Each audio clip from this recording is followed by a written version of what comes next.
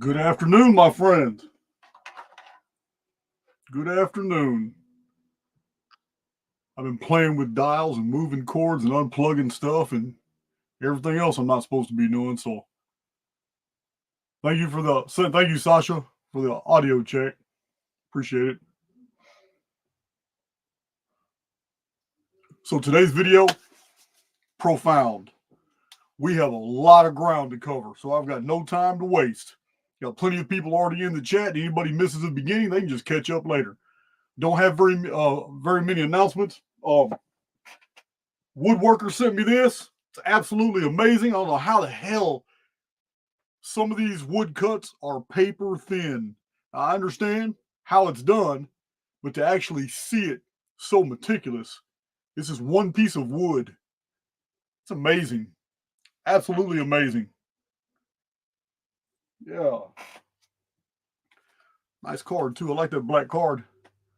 But this is an awesome gift here. Came with another smaller Phoenix that was all solid wood. Nice little cutout, silhouette. Pretty interesting.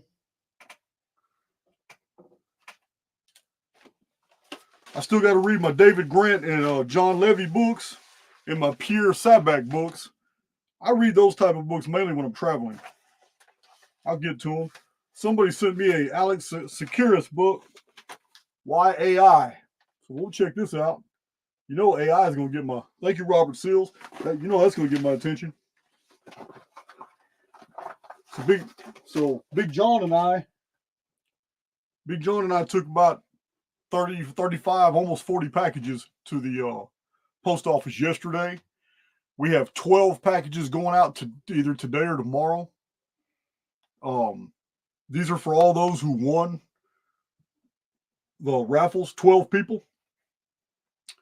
And then last but not least are my moderators. And all my moderators, I have your emails. Those of you who have all contacted me, I have your emails. You will be receiving a full list of all this Archaix related stuff and some amazing books. We just have doubles. We have doubles and triples of several books in the Archaix library, and you guys also know I just don't really collect fiction. So we have some amazing fiction.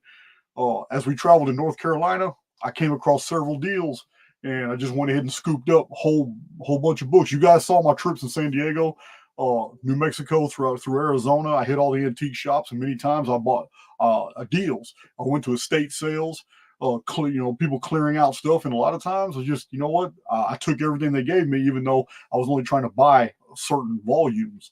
So now it's time to give back. You guys got some awesome stuff coming. My moderators, you guys will be getting some amazing classics from the 1800s, among other things, some Archaix merch. The Archaix Academy starts June 1st. You'll be able to start your downloads. Those of you who want to download each course, listen, I'm telling you now, it's a lot. It's not something you're just going to download and be done with.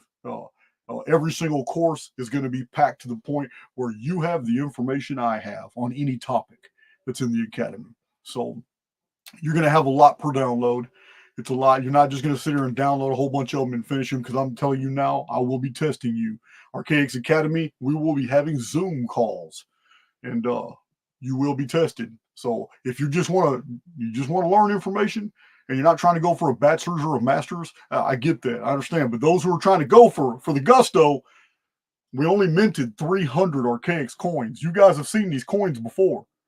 We only minted 300 of these. A lot of demand for them, but the next coin's going to be even better. It's got all the Archaix mottos on there. Break free or die trying. Our world is not what you think. We are more than we suppose ourselves to be. They're all on the coin. But the next coins aren't Archaix Challenge coins. They're strictly for Archaix Academy. I don't know how many will mint, because it all depends on the participation. I think that's all my announcements. Jacob Israel, I saw your message on Twitter. I will get back with you. And yes, you are absolutely correct. I never check my DMs on Twitter because I don't use that as a form of communication. But your message popped up in an email, so I'll get back with you. We definitely do a show together. Speaking of shows, the very next show, I told you guys you had a Q&A coming. It keeps getting put back. You still have a Q&A coming. It's going to be Baby Phoenixes and Archaix veterans all in one Q&A. We might go 3.5, 4 hours, but it's getting pushed back because after this video on Sunday, I'm going to be presenting right here hundreds of amazing pictures that came straight out of these books. We have about 25,000 amazing images. I'm only going to be able to show a few hundred per video, but Martin Leakey of Flat Earth British will be live with us, and he's going to be explaining some of the things that we're looking at. You guys know I'm not really into the Tartarian narrative. I'm not into that type of research. I find it fascinating, but I find that there are too many people engaged in that type of stuff. So I just don't want to. I don't want to spread out that far. I got my own thing going on with chronology. I just don't. I'm not going to sit here and analyze pictures for all kinds of things to decode and all that because you got some qualified guys already doing that. Girls too. Let's see.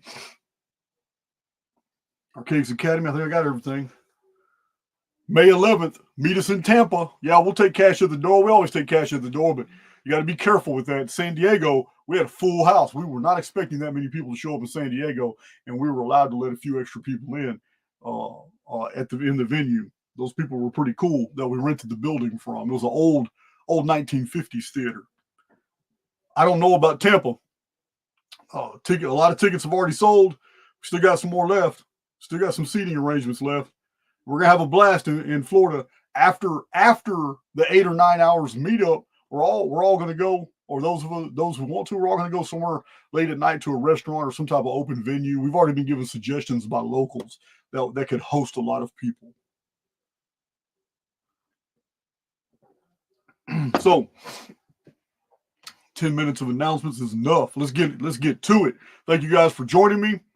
I was just going through notes, I was going through my research for the academy. I was putting things together when some old notes fell out, and I'm looking through them, and I'm like, man, what direction was I going with this? So I started looking a little more, pulled my calculator out.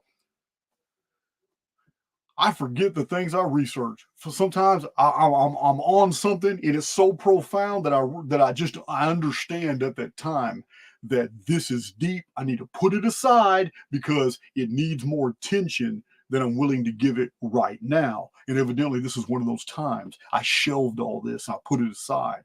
So this is deep. This is a deep presentation, and we're going to start simple and go through it. My Archaix veterans, you need to pay attention. This is mind-bending, but it's so confirmatory to all these data sets that I've been laying out. It's amazing. And those who are having trouble keeping up, you got to understand, there are people who have been following and fact-checking my research for years, even since I was just in publishing before I was on YouTube. So if it's difficult to understand some of these concepts, you have to understand I'm not speaking about things that have not already been laid out in stone and supported with multitudes of data. I'm not. I don't talk out the side of my head. This material is already very well covered in published books, or you don't have to buy any books. Right here on YouTube, over 700 videos lay out all this material that we're going to be going through right here in this video to show you these profound chronological revelations about the exit date, about this construct that we're in. Oh yeah, amazing stuff. It's amazing stuff in this video, guys. Like I said, 3 days ago, video wasn't even on my mind. I was just going through notes, trying to put my academy together. All right. Big John. I see Big John in there. Hey, Lacey Z. Carly Simon. All right. Rayad Ali. Yeah, you're getting that 2070 data today, Rayad. It's amazing stuff. It's amazing stuff. All right. Let me go ahead and get into screen sharing mode, because that's what we got to do. And I have a lot of charts and images. There's probably 11 or 12 new charts you guys have never seen before. So we're gonna go through some, get everybody on the same page. We're gonna have to go through some simple material and build through there. So I'm gonna share my screen. You guys know I'm tech retarded, so I gotta say everything out loud that I'm actually doing. All right, sharing my screen. That's good. Let me put that aside. And the very first thing I need to show you guys is right here.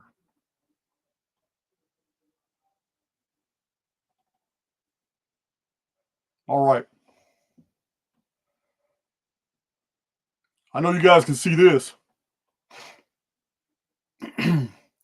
At the top, you can see on the left right there in blue, you can see Anunnaki Nur 600 years. This is the Anunna Nur chronology. A Nur, for those who want to know, in the cuneiform we find that there are obscure references to the Anunnaki as being calendrical deities. Not only that, but the Nur is a very definite period of time. It is 216,000 turnings of the stars. A Nur is 216,000 days. Tu Nur is the most famous period in Sumerian history. Tu Nur, 600 years plus 600 years is 12 centuries. Tu Nur is 432,000 turnings of the stars.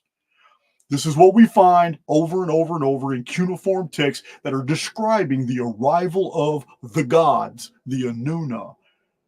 In text after text, it always says the Anunna appeared 432,000 turnings of the stars, shars, before the great flood.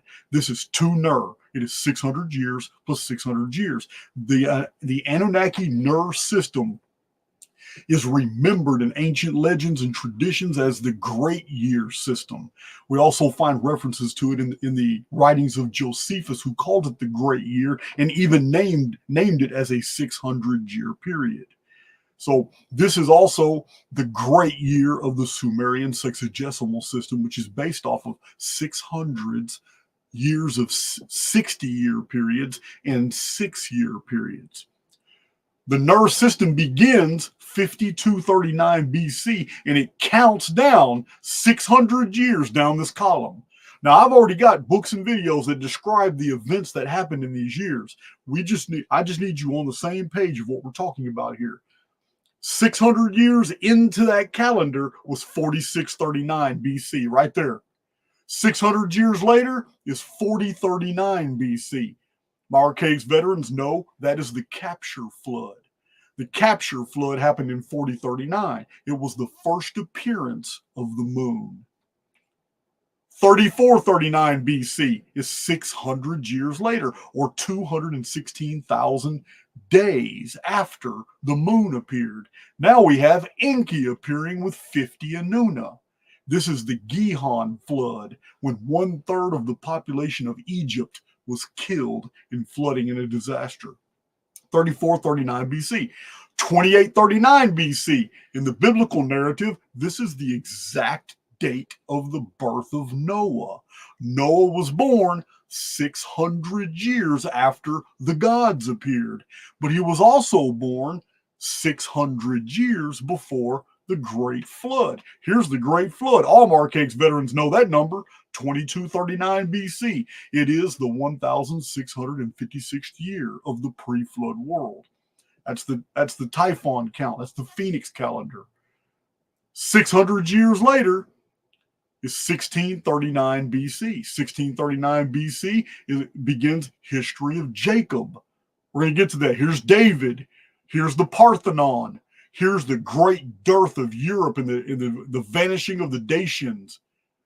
Here's the rift. 762 AD is the great rift of the Jewish world. The Jewish world separated between the Sephardic and the Karaites.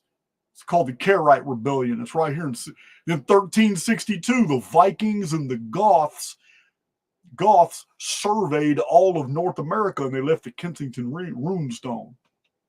And then 1962, 600 years later, 1962. I have an entire video about all the things that happened in the world. It definitely was the very end of the Anunna system and what the Anunna system represents. But just like every other ancient calendrical system, the end of that system actually begins a countdown to something else. That's what we're going to get to here. Anunnaki Nur, right? The Anunnaki Nur system is right here. Then we have, you know what? Before I even move on, let's go look at it. Let me take you to the Nur system real quick, so you guys know exactly what we're talking about. So first of all, this chart here shows that all these ancient calendrical systems started in the 108 years of Enoch's reign.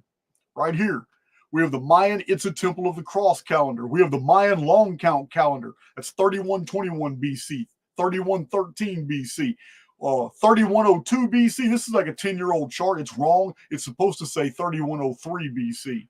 But this was an old, this is the Kali Yuga, began 3103 BC. The book I cited for this chart was off by a year. All the other books I have say 3103 BC. Then we have 3100 BC for the Sumerian Enoch Tana. And 3100 BC is the academic Egyptological version for Scorpion King or Narmer. So remember, Kali had 8 arms, Scorpion King has 8 arms, and the Anunnaki were referred to as the Spider Dynasty. Chinese call them the Dragon Kings. Ancient Native Americans called them the Dynasty of Spider Grandmother. So we have this pre-flow, we have this spider that keeps coming up over and over. Arachnids keep coming up over and over in the imagery for the vapor canopy world, the pre-flood system. So on the left here, you see a 21-year disparity in the start dates in context from 51 centuries to the present. In each calendar, each one of these calendars has a base denominator of 12 to 144. 12 times 12 is 144. We have this base denominator of 144 in all these systems, which is golden proportion number. It all proves that this was originally one calendar. It was one system. Remember, Enoch was a chronologist. So we have here from the birth of Enoch to Enoch's vanishing in heaven, 108,000 days. That was half a Nur right here. Oh, that's the beginning of the that's when 3208 is when Enoch began his ministry. I'm sorry. He supposedly lived for 365 years. But again, we have this number 108 is also in all these systems. Every one of these calendrical systems, from the Yuga, the Itza, the Isha, the Mayan, the Brahmanic right here, and all the Sumerian epics are all divisible by both 144, which is 12 times 12 golden proportion number, and the number 108, a very mystical number in Eastern traditions. And these all align to Enoch's 108th year of reign during the 108,000 days of his ministry. Remember, the Great Pyramid was finished in the year 1080. 1080 is 108 times 10, which is really interesting, because if you were to take a 5-pointed star, which I'm going to show you in a little while, a 5-pointed star like a pentagram, every single point, in order to form that geometrical formation, you have to draw 10 108-degree angles in order to accomplish that. 10 108-degree angles signifies the number 1080. And I'm going to show you that before I go on, before I lose my train of thought. You're going to need to see that too.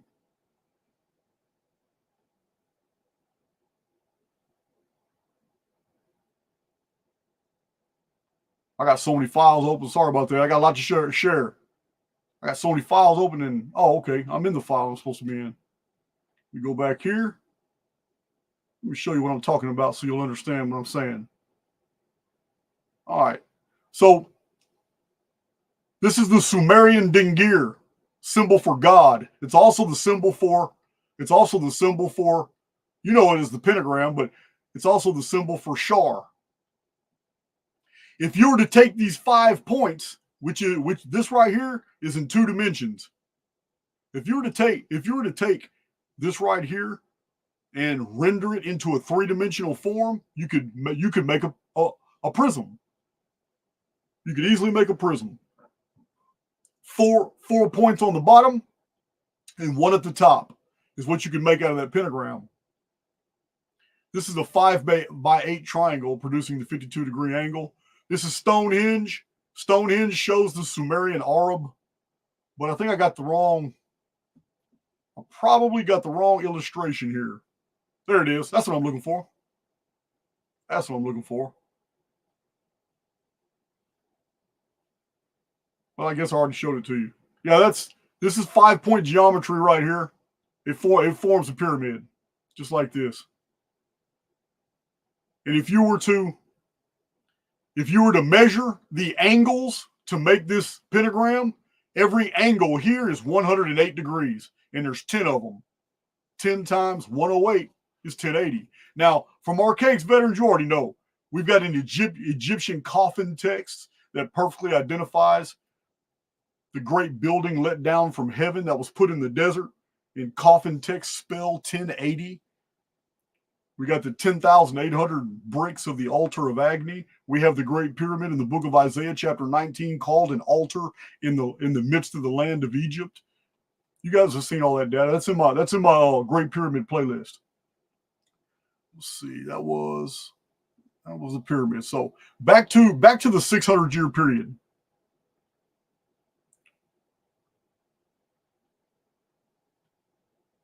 Here's the Sumerian Arab symbol right here, using the Great Shar of 120 times 5 is 600. There it is right there.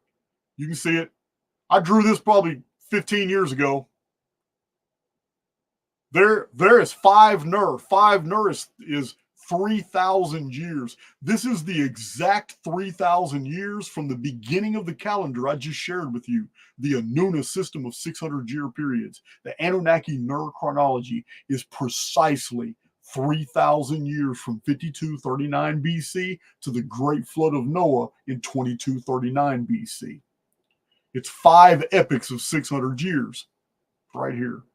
Each one of these is 216,000 days old. Oh, there it is right there. 10 108-degree angles forms a 5-pointed star, showing us the number 1080. All right, this is the pre-flood world. Here's the 600-year periods at the bottom. You can see them clearly here. This one begins right here when the moon appears in 4039. The next one is the descent of Anunnaki right here, 3439. And then the third one right here is this is when the Nephilim dynasty begins. This is the birth of Noah. And at the end, you can see 3,000-year Arab. It's a total of 60 jubilees. Now here's a number you need to remember. The Great Flood resulted in 2 things. One of them was an exodus of the Anunna. They left. Wherever they went, they left so they wouldn't be destroyed by the Great Flood.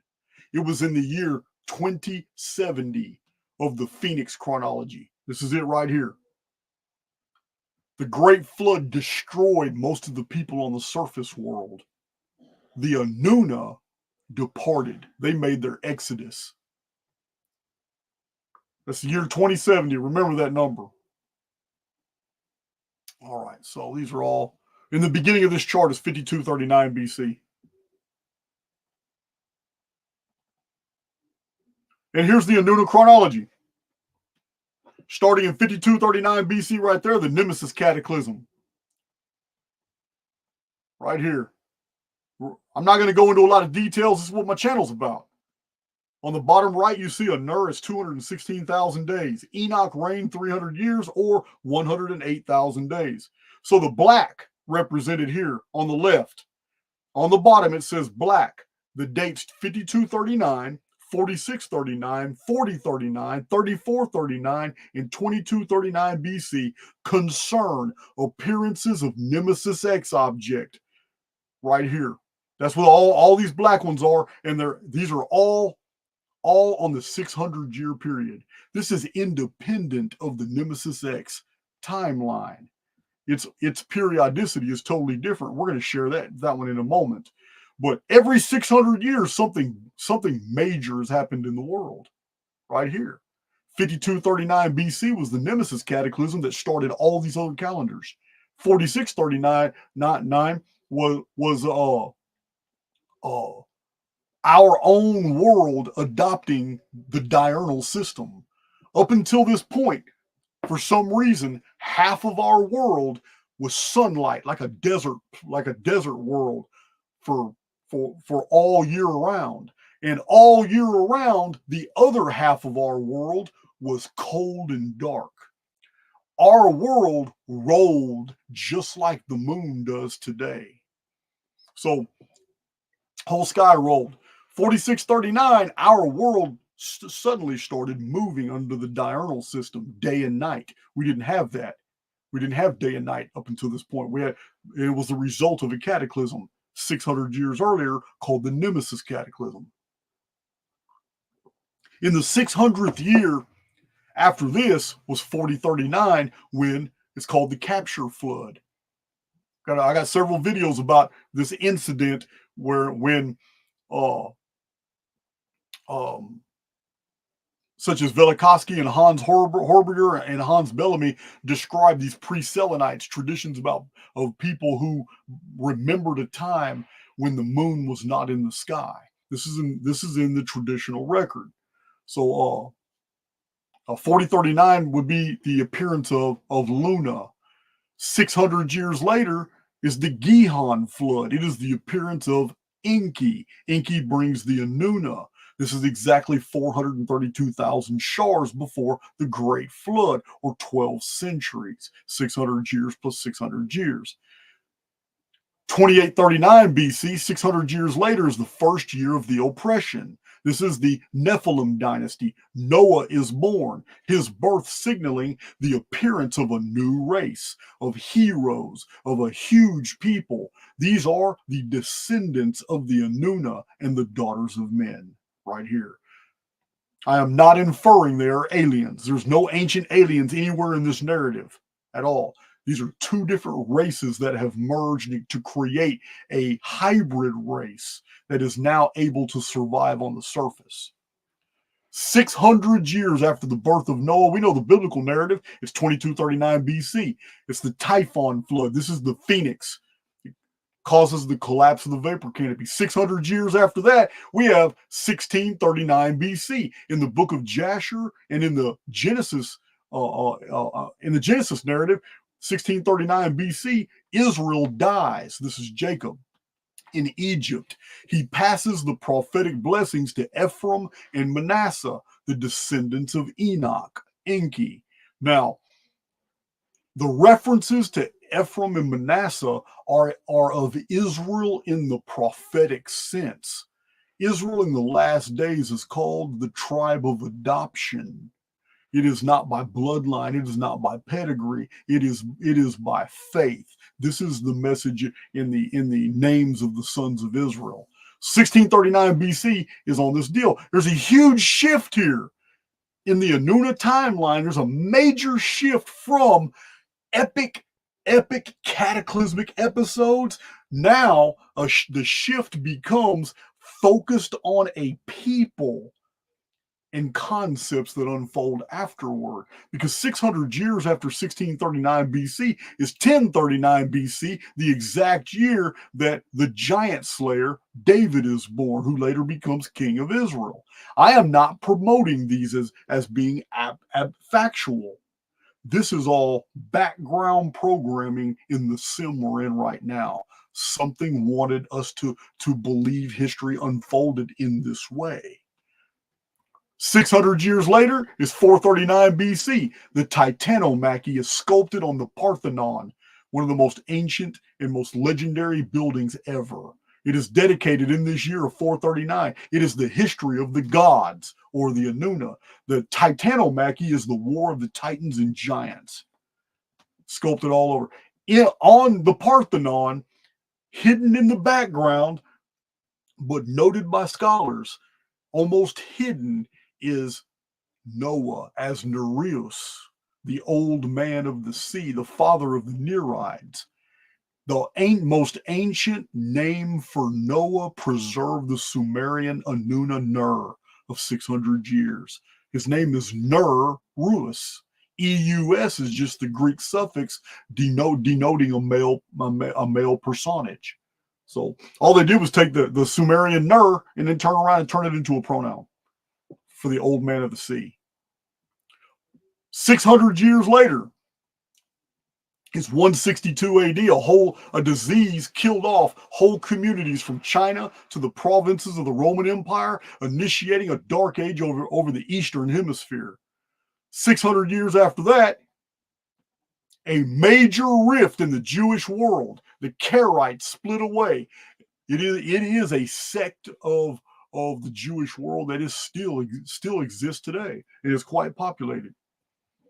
This is also the first year of the Abbasid dynasty of Baghdad.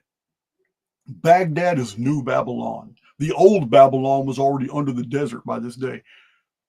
In this year of 762, a Mayan conclave met to commemorate the calendar. This is the exact 6,000th day of the Anunnaki Ner timeline. And somehow the ancient Mayan sky watchers knew this. They knew this. We're going to talk about the Mayan long count too. It's amazing.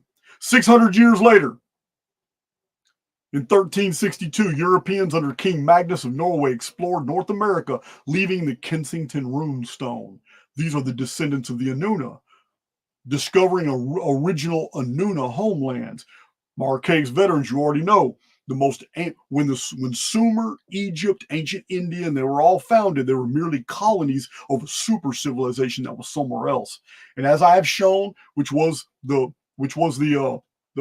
theory of Churchward, it was the theory of Ignatius Donnelly, it was the theory of many people who were researching in the 1860s, 70s, 80s, 90s, or all the way up to before World War I. Scholars were putting out a lot of material that the oldest civilization in the world was in the Americas. And it was the Americas that were exporting civilizations after catastrophes. And those civilizations rose up to be India, to be the Mediterranean, Argos, to be Joppa, Canaan, Phoenicia. Even the Sea Peoples Federation came from the Americas. They came from the Atlantic, or the Isles in the Atlantic. So we've gotten everything backwards, guys. The old world is actually the new world. It's just the opposite. 600 years after 1362, and the Vikings exploring North America is 1962. This begins the same thing that we have in 3439 BC with the appearance of Enki and the Anunna. After a cataclysm, Enki and the Anunna are all males. When they showed up, Genesis tells the story. And the sons of God saw that the daughters of men were fair, and they took all which they chose. This is a part of the historical record. It's not just in Genesis. There are many traditions that talk about this scenario. This is cargo cult phenomenon. This is a technologically advanced race of people. They're just humans. In this case, they were Caucasian, and they were bearded, and they were very tall. They were very impressive. And when they landed their ships in the Tigris-Euphrates basin and came across the black-headed people, which is what the Sumerians prided themselves, who couldn't grow facial hair, who had black eyes and black straight hair and a very short stature, they were impressed, not just because of the physical stature of these newcomers, but because they came on ships they had never seen before, and they came with technology, they came with armor and weapons, and these things were unknown. And this is the story that unfolds in the book of Enoch and in the book of Jasher. Anybody reading the pre-flood accounts of the book of Jasher for the year 456 through 490 in the book of Jasher, this is 3439 BC all the way down to 33, about the Mayan long count time, 3113 BC. When you read those accounts in Jasher, you find out that the newcomers showed up and they taught men cosmetics, contraceptives, herb lore, gardening, canal works, how to make armory, forge weapons, metallurgy, gemstones, lapidary type stuff, numismatics. They brought the knowledge of civilization. These weren't gods. There's no ancient aliens here. These were technologically advanced humans who had been wiped out elsewhere, and they came to a people who were living a Neolithic lifestyle. And this is the story of the Anunna who landed in the ancient Near East. So they came from North America. Now, these are the subject matter of my other videos. This is the Anunnaki nerve system. It ends in 1962. 1962 literally begins a whole nother scenario. I have a video in my Anunna files that goes into details just like my published books. In 1962 began Close Encounters of the Fourth Kind. Up until 1962, it was Close Encounters of the First, Second, and Third Kind. But in 1962, a deal was ratified with a subterrestrial race. Our government, and maybe the Soviet government, maybe some other governments, entered a compact with a race that is already here in this world. They are underneath us in the underworld. These are the ancestors of the Anunna that had come to the surface in ancient times. The exact same scenario began to unfold in 1962. And that scenario is a subterrestrial race is bartering technological artifacts and technological knowledges and increasing the ability of the military industrial complex to make and manufacture fantastic things in the scientific community and in the military community, and release a bunch of things into the public sector. And this has been going on since 1962 in exchange for the right to abduct human females and track them with devices, and to abduct them a second time after they have been secretly impregnated, and to remove the fetuses after the first or second trimester. This has been going on since 1962. That the alien abduction phenomenon is anything but. The compact that was entered in with the governments and the subterrestrial race is a part of that deal, is for the surface dwellers to create all kinds of misinformation to get people to believe that all of this, everything that is happening, is alien abductions. It got everybody looking up, got everybody looking at the sky, claiming that UFOs are doing all. It's not. Absolutely not. Every bit of this is a subterrestrial race, and some of our own rulers have gone into bed with a subterrestrial race and made these deals to exchange genetic information for whatever reason. This is the subject matter. This is what's happening. It is about the appearance of it is about the origin of the Anunna, the appearance of the Anunna, the longevity of the Anunna, the races that were spawned and descended from the Anunna, all the way to the last days when the ancestors of the Anunna below us are again reinitiating the very things that they did in the ancient world. This is the 600-year Anunnaki Nur calendar right here. I've been talking a lot, so let me check my chat before we go to the next calendar, and I start piecing all this together for you. Oh yeah, this might be a three cup. This might be a 3-cup video, guys.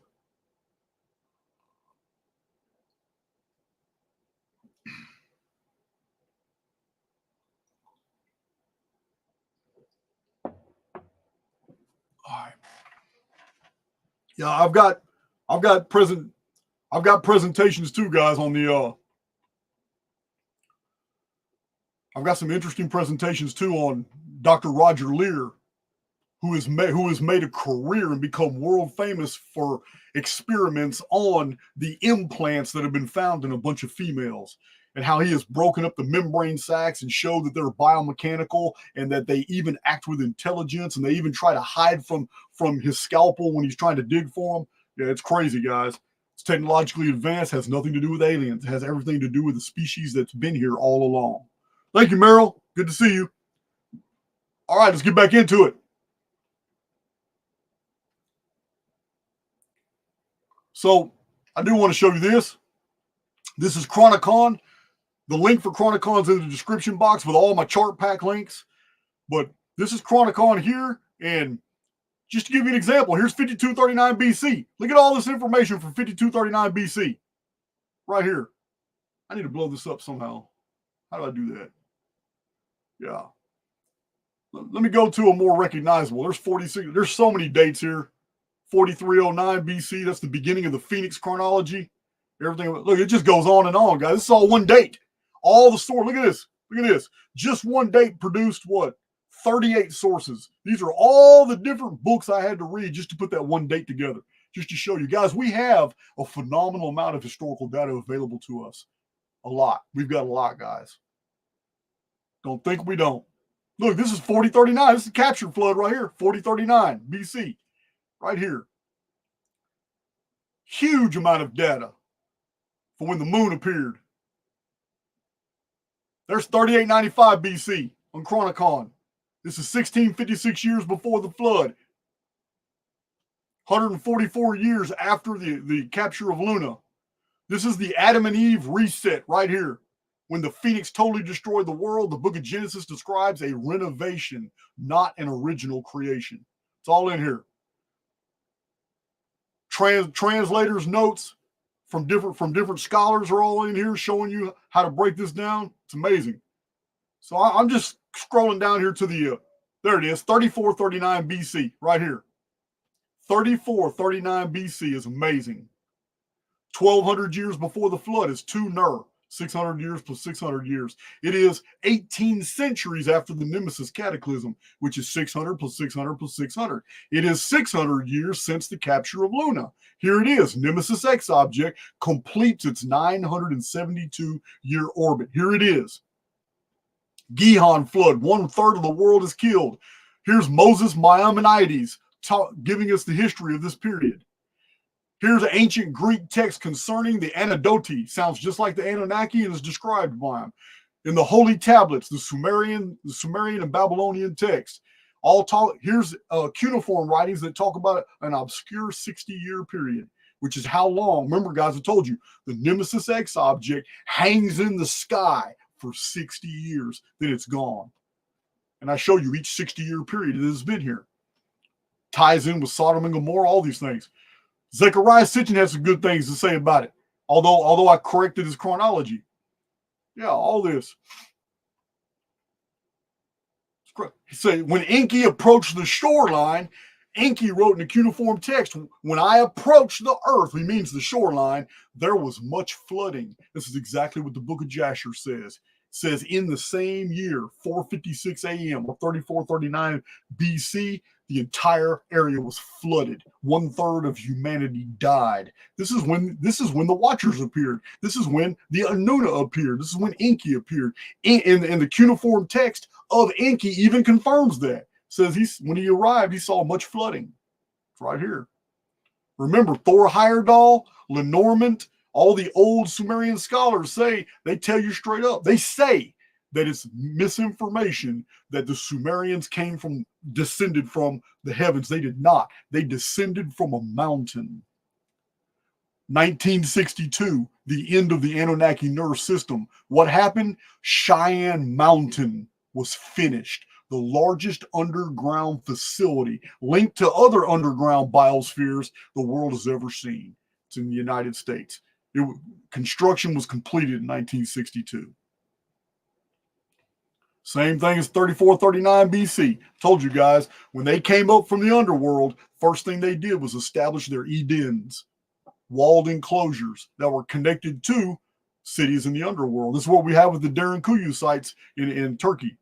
So anyway, this is all the same date from all different historical citations, all kinds of different writers, chronographical material, citations of cuneiform text. This is all one date right here, guys. All about 3439 BC in Chronicon. It's massive. And this is nothing compared to like the Great Flood. The Great Flood goes like 30 pages of data. This is all one date right here. All about the arrival of the Anunna from the Chinese perspective, from the Sumerian perspective, the Greek perspective, the Egyptian perspective. It's all the same story told all around the world, guys. It's all right. Look, we're still on the same one. One date, 3439 BC. Look at this. 61 bibliographic citations. I had to read 61 different texts right here to put that one date together for you guys in Chronicon. That's how packed Chronicon is right here. It's massive. So anyway, we can go through all of Chronicon every 600 years and you'll see this. everything that happened every 600 years. That chart just barely scratched the surface. So we can do this for Phoenix. We can do this for the Nemesis X object. We can do this for the Mayan long count. We can do this for the Vedic chronology. Every bit of it is documented in Chronicon. You just go in order. You look at the charts, and then you go look on Chronicon to see more information of what happened, and you'll get the history of the world fast. And I mean, and for those of you like some of my Archaix veterans that like to fact check, you got all the sources right there. You can do what they do and order the books. I'm not making any money off that. Other authors make money off those books. I just wanted to provide the title of the book and the page number for you guys so you can do your own research and realize that this is the business. I have absolutely no intention of deceiving anybody. This is my life's work. And when you see what I see, the only conclusion that you're going to be able to have is that we live in a closed system, a construct. And before we get to the end of this video, I'm going to show it to you in a chart. Whole new chart.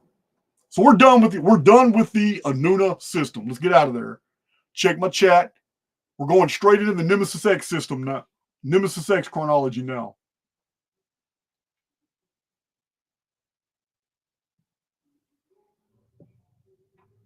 Like I said, we got to go through each one of these calendars, guys, for you to understand the gravity of what I'm going to show you.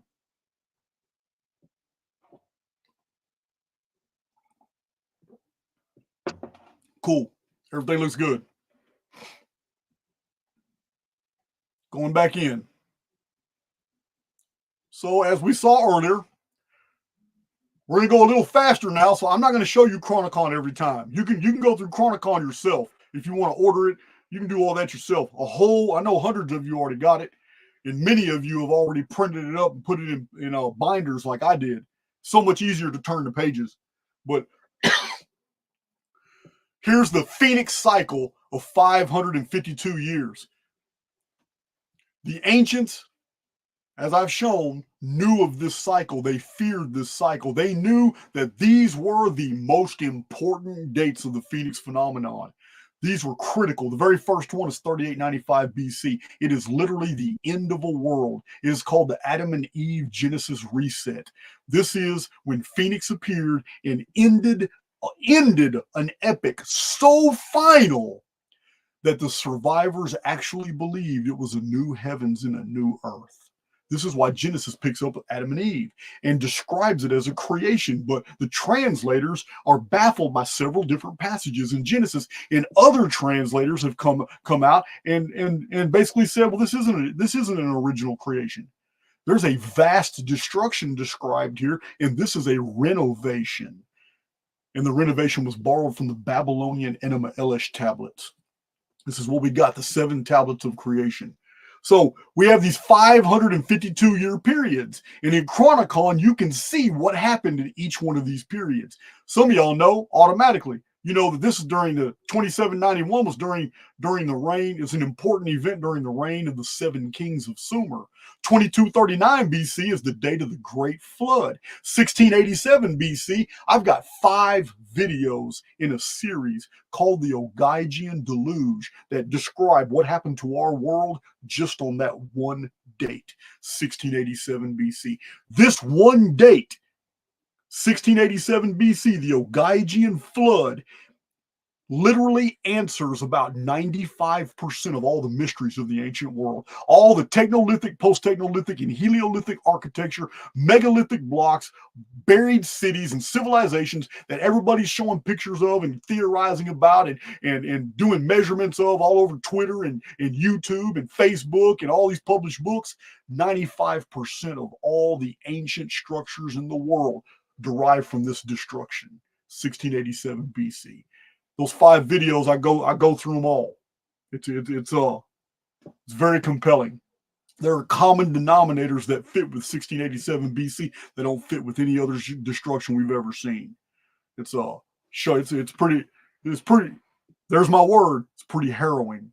1135 BC, this is the Atlantis destruction date. 94 years after the fall of Troy, when the Sea Peoples Federation, the Atlanteans, had invaded Some of them had settled Phoenicia and Philistia, some of them Libya. Others were taken as captives into Egypt on the second invasion.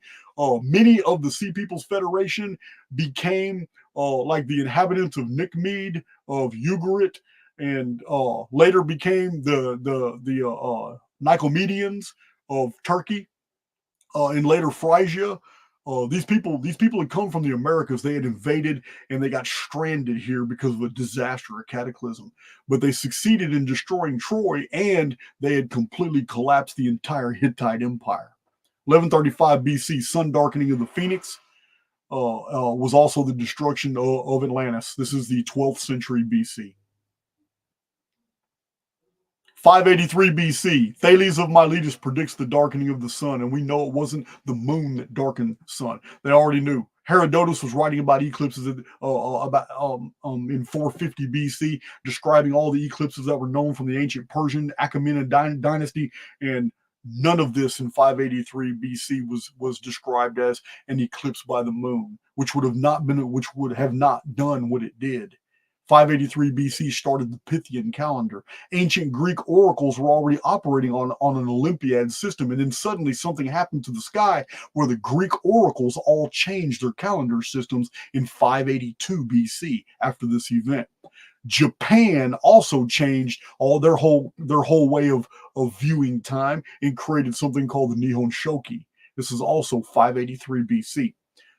552 years later, we have 31 BC. Sky dragons appear over Egypt. It is the last date on an Olmec stele, and the sky watchers vanished of the Olmecs after that. No one knows what happened to it, except archaeologists know that the whole area was leveled in earthquakes.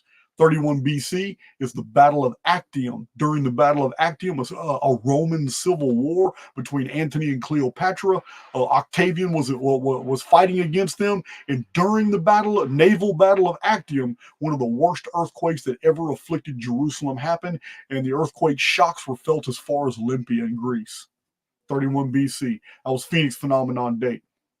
552 years later, is this date here. And we're going to have to return to this date because it's integral to understanding where we are today. 522, right here, CE. This is the beginning of the Justinian darkness, the Justinian plagues. This is the true beginning of the Dark Ages. It's 522. It is the only year in all of world history, going forward and backward in time.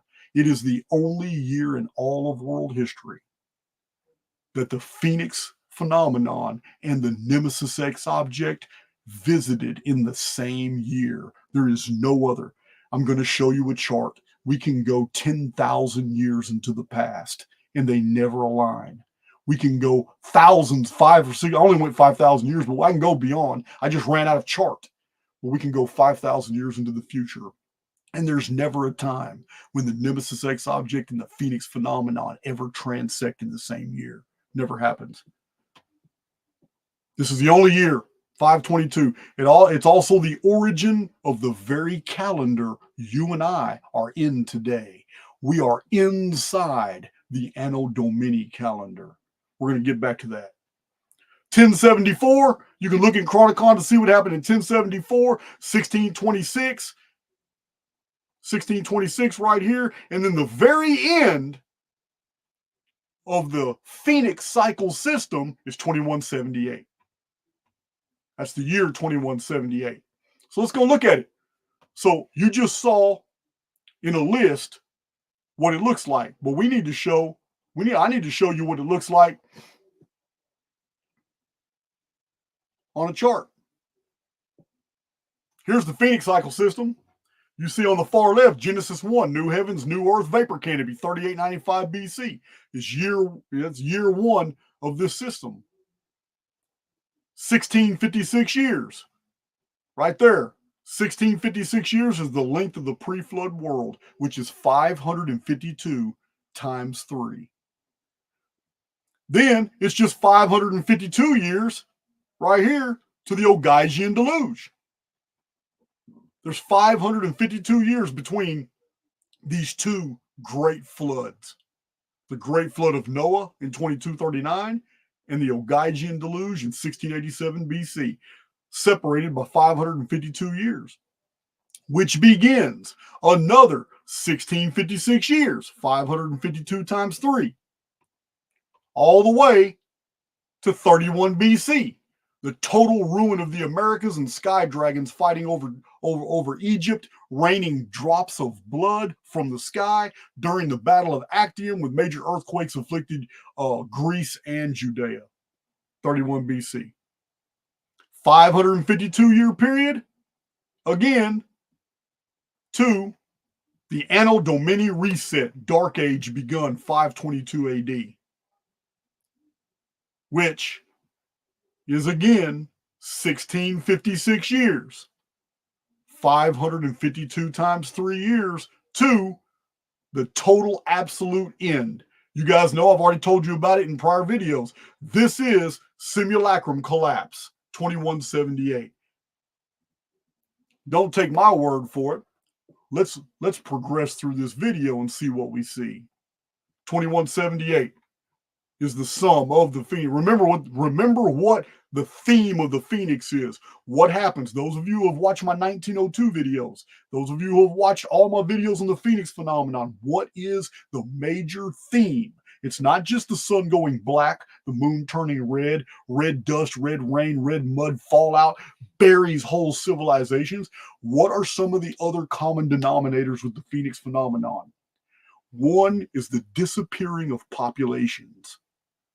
Two, the edits that happen to our reality in these 138-year intervals, and even massively in these 552-year intervals. 552 is 138 times 4. We'll get to the Phoenix timeline here. This is the Phoenix cycle. It is independent of the Phoenix phenomenon of 138-year periods, even though the same dates apply. The reason it's independent is because the Phoenix cycle creates dark ages and vapor canopies.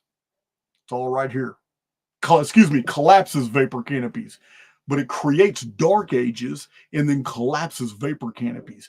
These are the major ones. So collapse is a part. Collapse and edit and the removal of human populations seems to be a theme of the Phoenix cycle. All right. This is author Stephen Jones, biblical chronologist Stephen Jones. Wrote a book called Secrets of God, using the Assyrian eponyms, the Book of Jubilees, the entire Old Testament, and the Book of Jasher. Those are his only 4 sources. He put together a history of the world. It is very compelling. The reason I found it so fascinating is for 2 reasons. One, Stephen Jones in The Secrets of Time specifically isolates a 414-year period that he calls a cursed Earth system, and then he proceeds to show that all the major events in world history are all 414 years apart from each other. And he's right, because 414 is 138 times 3. He didn't know about the Phoenix phenomenon. He had isolated the 414-year period, and it is relevant. But if he'd have done a little bit more digging, he would have found the Phoenix phenomenon. He just didn't. What's interesting, though, is his year 1 is year 1 in the Archaix chronology for totally different reasons. 3895 BC, right there on the left. This is year 1, 3895 BC, to biblical chronologist Stephen Jones. He doesn't even know that by many other species of analysis, I have determined the exact same thing, completely independent of his research. It's amazing. So that's 2 calendars. We'll knock down 2 calendars. What's this third one? Let's go look. There's the third one right there. The Nemesis X timeline is very unusual. It's 792 years from visitation to visitation. However, it's here for 60 years at a time, meaning for 732 years, it's gone. But its total periodicity is 792 years. So Here is Nemesis X appears, this is crazy, 3439 BC and causes the Gihon flood. The Gihon flood kills 1/3 of humanity. This is what it does. So 732 years later is 2707. It's here for 60 years. So the 792nd year is 2647. We have major events that unfolded in 2647. You can look in Chronicon and find them out. 2647. Zechariah Sitchin wrote about this period. So we have 732 years later, we get 1915 BC. Again, in Chronicon, you will find out this is a major date in the traditions of Zeus in his thunderbolt and how he fought the dragon in the sky. 1915 BC. It hung in the sky for 60 years. At the end of that 60 years was the 792nd year, which was 1855 BC. You can read all about it in Chronicon. Sodom and Gomorrah, destruction of Sumer, Harappa, Mohenjo-Daro, this great technological destruction. It wasn't ecological. It wasn't natural. We have cities and civilizations being obliterated by technology. Anyway, the system goes all the way down. Here's 1123. Nemesis X appears 1123, but the world has already been destroyed by the Phoenix phenomenon in 1135 BC. It's already been destroyed. So 60 years later is 1063. 1063 is a really interesting date concerning King Saul, who hated David. This is in the biblical chronology. Then 732 years later, we have this epic date of 331 BC. Historians know what 331 BC is. That is the year that Alexander of Macedon became Alexander the Great, when the Macedonians defeated the Babylonians, took the city, and Alexander sat on the throne of Babylon. He became the new king of Babylon, which started his downfall. That was 331. Nemesis X object appeared in the sky. And 60 years later, in 271 BC, the Nemesis X object departed. We're going to get back to that year too, because it's also integral to our study. Anyway, the pattern continues to 522. There's that date.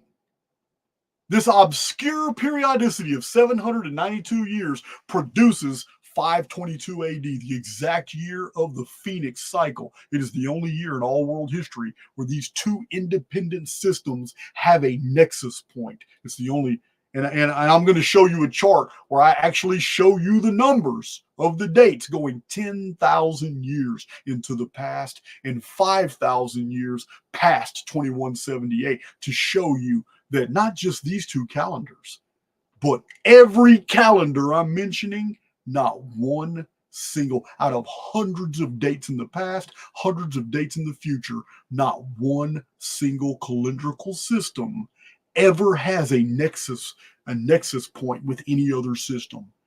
It only happens right now in what we call the historical record.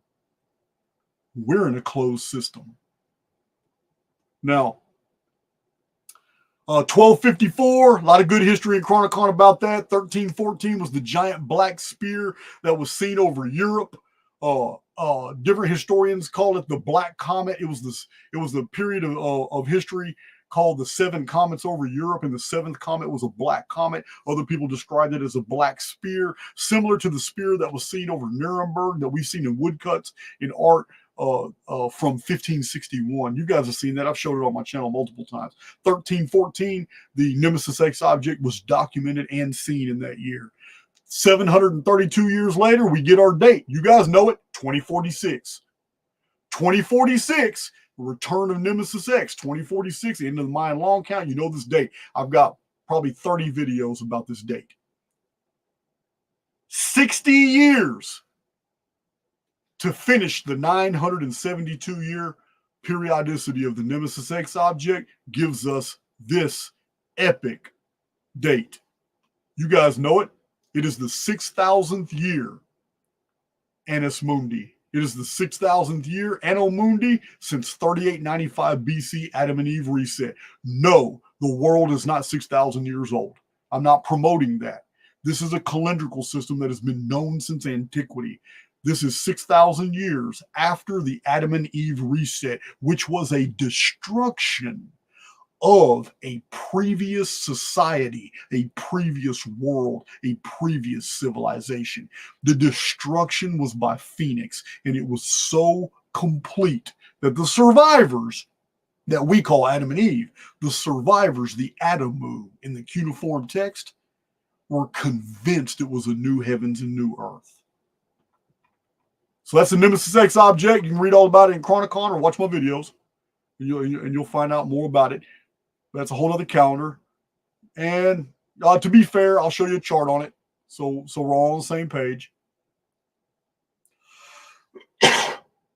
Here's Nemesis X. 3439 BC right here. 732 years. Then 2647, 1915. These black explosion looking things are the Nemesis X object every time it's appeared in the historical record. And that we actually have notes for. This is all it. And this chart's in my videos on Nemesis. Well, I've gone through this chart a few times. We're going to get out of that real quick. This also concerns the Nemesis X history.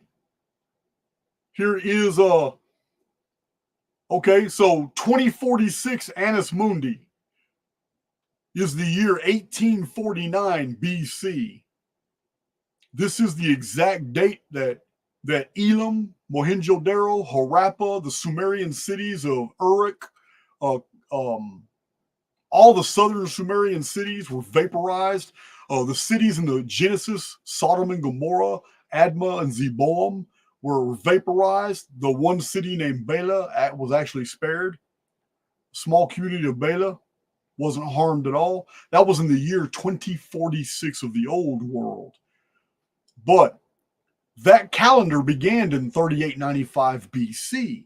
But if you count 3895 years from that disaster when Sodom and Gomorrah was destroyed, then you get our modern 2046 AD, Anno Domini. You can't make this stuff up. 2046 right here. If you don't know it, it's because you're not an Archaix veteran and you haven't seen the multitudes of data sets I have provided on this date.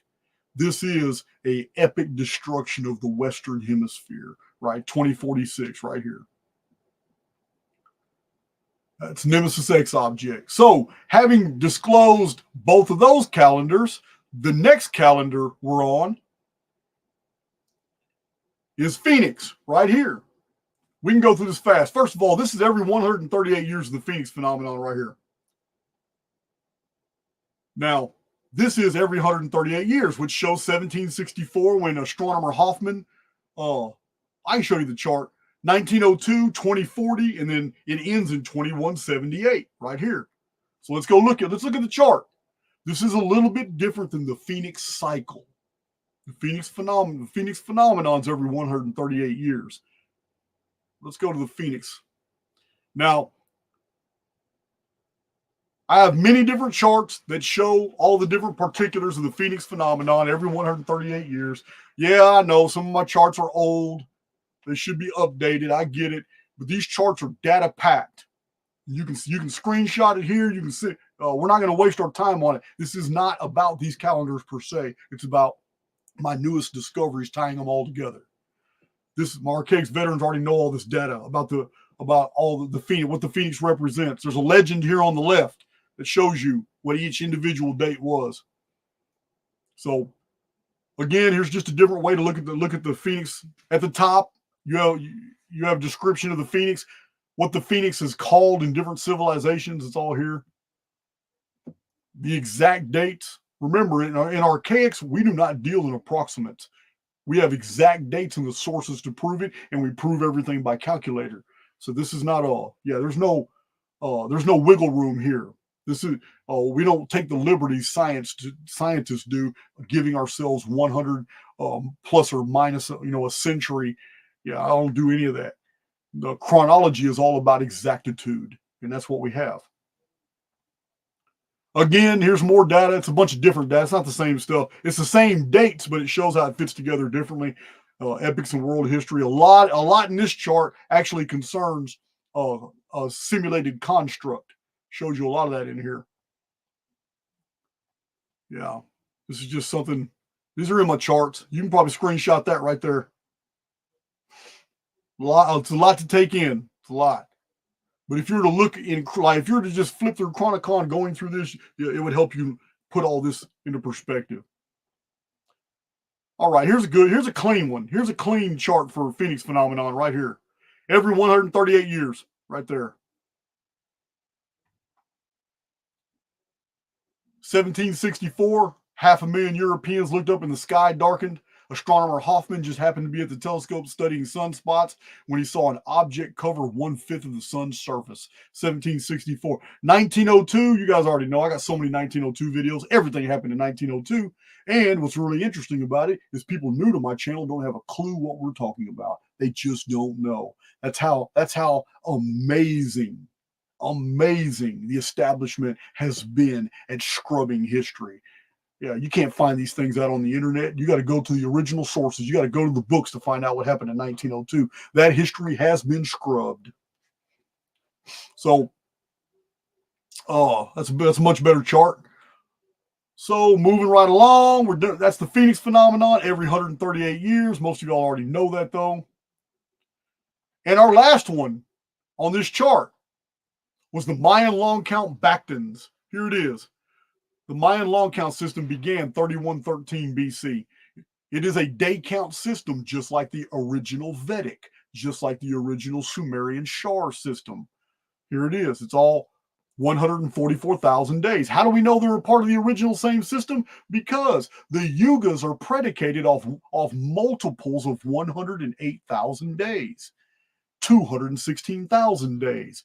Three of them is 324,000 days. Where have you heard that number for? 432,000 days. Where'd you hear that number for? 648,000 days, 720,000 days, 864,000 days. What have I just named? I named in days, which you've already found in yugas, in the yuga system. It's the same thing. The Mayan, here's 144,000 days, but 3 back then is 432,000 days. It's the same thing as the Sumerian Shar system. Enki appeared 432,000 turnings of the stars. Shars, thank you. From 3439 BC to 2239 BC is 12 centuries. That's it. You don't have to go by the Billy Carson, Zechariah Sitchin version of history, which promotes confusion because it pushes things back to 500,000 years. Nothing happened 500,000 years ago that's relevant to us today. And there's no Sumerian records that would ever say that 500,000 years before the Great Flood, the gods appeared. Who would have cared? There would have been many, many, many great floods in 500,000 years. It doesn't make sense. But what does make sense is the original Shar as a day count system. And applying that solves all the mystery, all the chronological mysteries from the historical record are solved. Simple as that. And you don't have to go by what Jason says. Jason produced the data set showing you all the ancient authors who said it was a day count system. Now, I didn't make this up. I'm just telling you what I found in the historical record.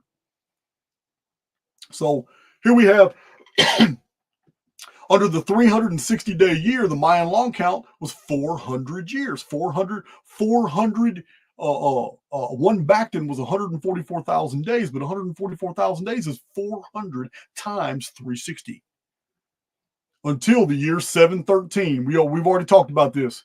Got some good videos on 713 BC when the sun retrograded 10 degrees, moved backwards 10 degrees. Vaporized 185,000 Assyrian soldiers. Ever since then, we've had a 365.24 day calendar.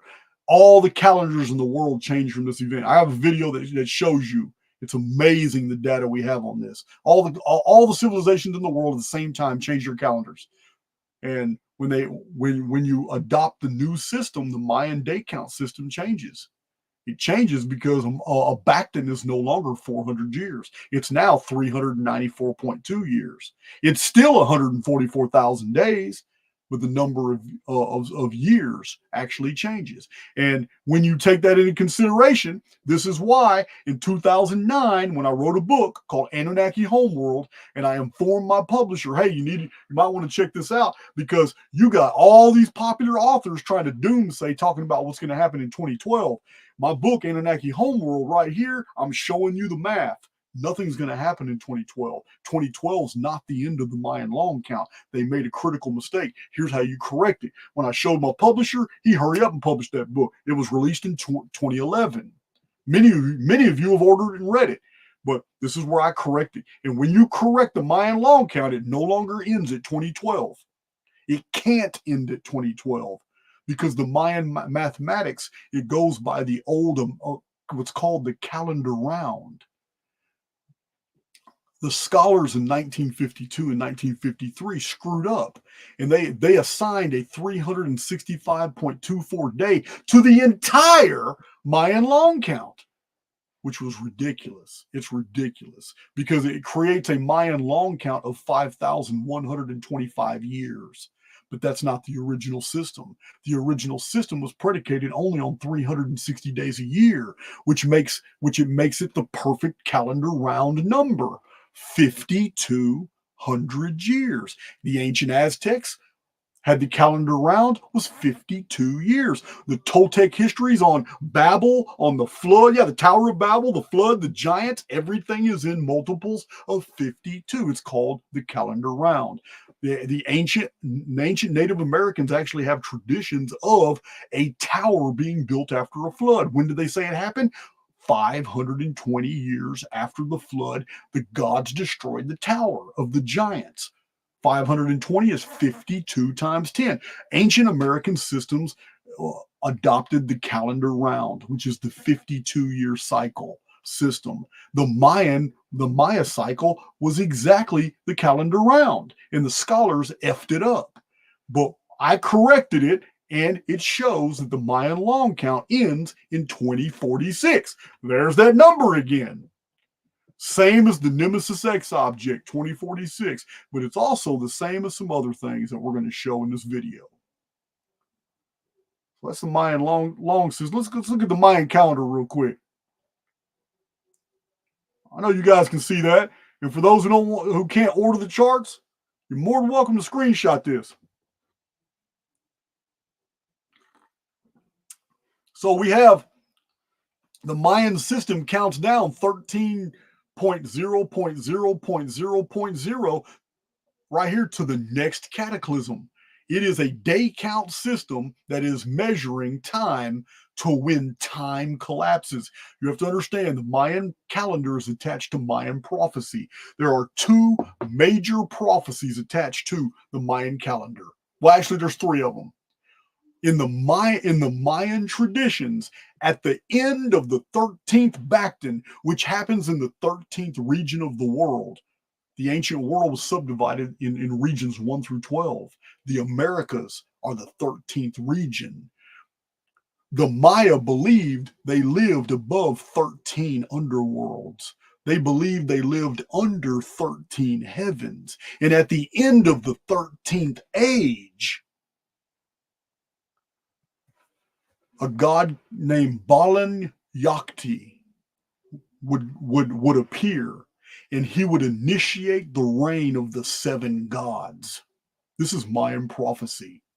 Also, at the end of this, at the end of the 13 cycles, would be the invasion of demons. Also, what would happen is the absolute collapse of time and how to reckon time. This is exactly what we find in the book of Revelation in the trumpet judgments. We have the return of the seven kings. We have the collapse of time. What is the collapse of time? It means the day and the year are altered. What do we have in Revelation? We have 1/3 of the day, 1/3 of the night, 1/3 of the moon, 1/3 of the stars, and 1/3 of the sun is removed. When you remove a third from a whole, you're actually leaving behind 66.6% of daylight and nighttime. This means that the sky is going to spin faster giving us the illusion of faster days. Also, faster years. Instead of 365.24 days a year, we're going to have something like 243 days a year. This answers for us many other things like the prophecies in 1st and 2nd Esdras, which talk about the changes that are going to come across us during the Great Tribulation period in the last days. We're not there yet, guys. It's 2024. We still got 16 years until 2040 when the Phoenix phenomenon occurs, and that's not necessarily really bad for everybody. It's not. It's not. And then 2046 is where it's going to get really bad. But we got some time for that. We got 22 years for that. Things get really bad after that. We got some time though, and there's always going to be survivors. But we're going to get to that. Well, I don't want to jump the gun. Here's the Mayan long count. Here's the story. I got whole videos about it if you're interested in it. But remember, the cross-calendrical parallel of the destruction of Sodom and Gomorrah, which were regarded as the cities of the West to the ancient Near East, was 2046 of the old world. 2046 of the new world is the new Sodom and Gomorrah destruction. Now, this also coincides with the return of the Nemesis X object in 2046. This also coincides with the end of the 13th cycle of the Maya ending in 2046. It's all very compelling. A lot more information about all this in Chronicon.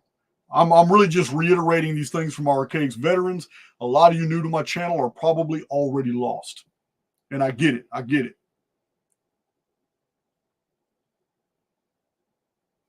So those are the 5 calendars right there.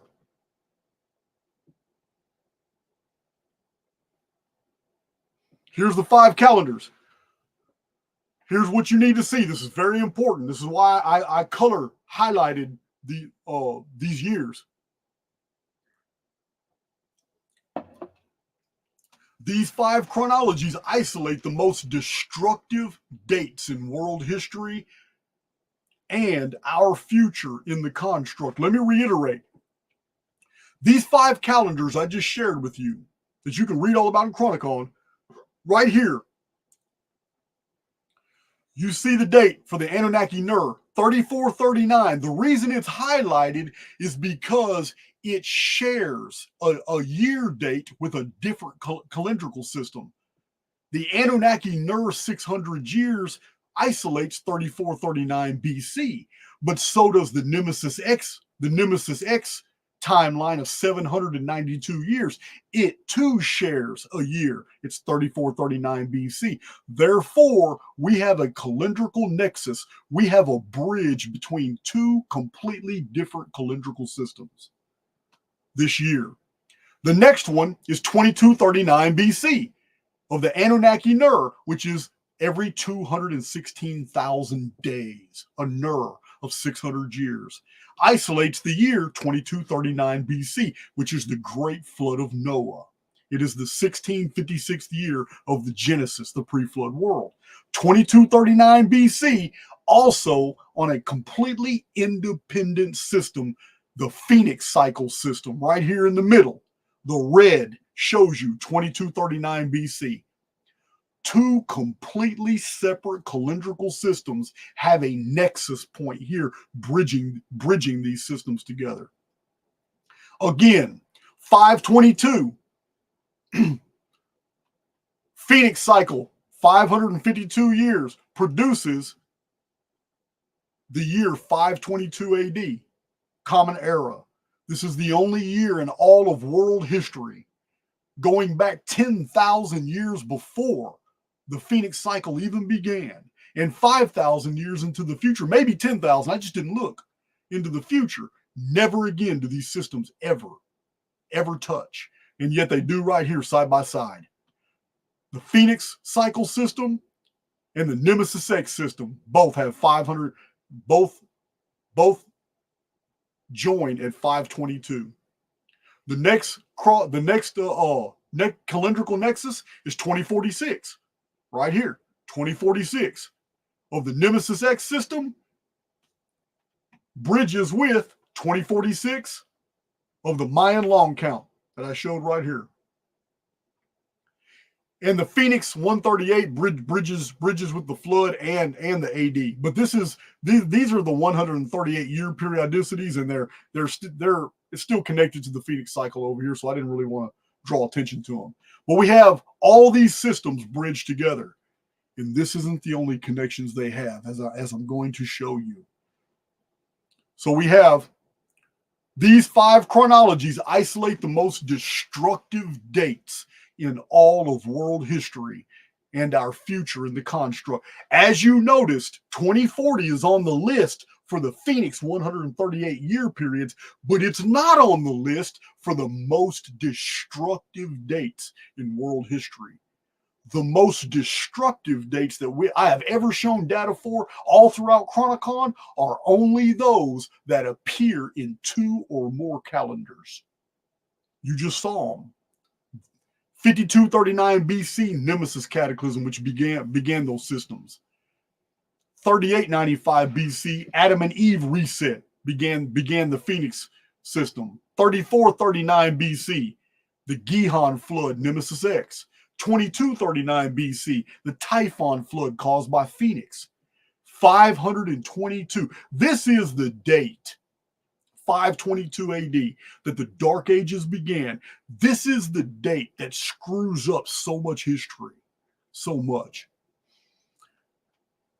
It was out of the ashes of the Justinian darkness that all these kingdoms and all these empires rose up throughout Central Asia and all throughout. And we know some of them as the Tartars, and some of them as the Huns, and some of them as the Khans. You know, the Khans were in rule, but much of your Tartaria research fits in this period from about 660 AD all the way up to the 13th century. It's this great dark period, dark stain on history where everything was stagnant. There was no development anywhere in the world except Central Asia. And we have the architecture, we just don't have the history. We haven't been able to put all this together. It's not my forte.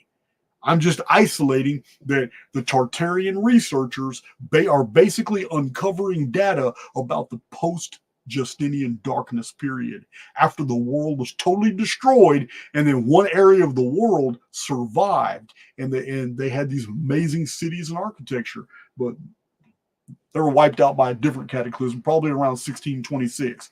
But anyway, and then the next one after 522 is 2046. I must draw your attention to 522 again. Remember, it is the only year in all of world history in 10,000 years before world history, and at least 5,000 years after the year 2178 AD, that Phoenix and the Nemesis X object visited our skies in the same year. I can't stress that enough. So 2046, and then the final one, 2178, systemic holographic collapse, reset of the whole sim we're in right now. But we'll get to that. That's we're jumping the gun. All right, it's been a while since I checked my chat. Nobody's opened this door and told me anything's wrong.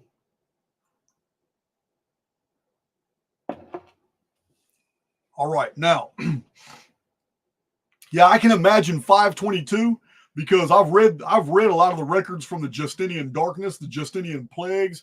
Everything happened. Man, I got a whole list of all kinds of things happened. And it was so terrible that different civilizations couldn't really figure out exactly what years it all happened in, because the destruction was so systemic, it literally created a new world. And in a new calendar for that world. You know that calendar real well, because it was that cataclysm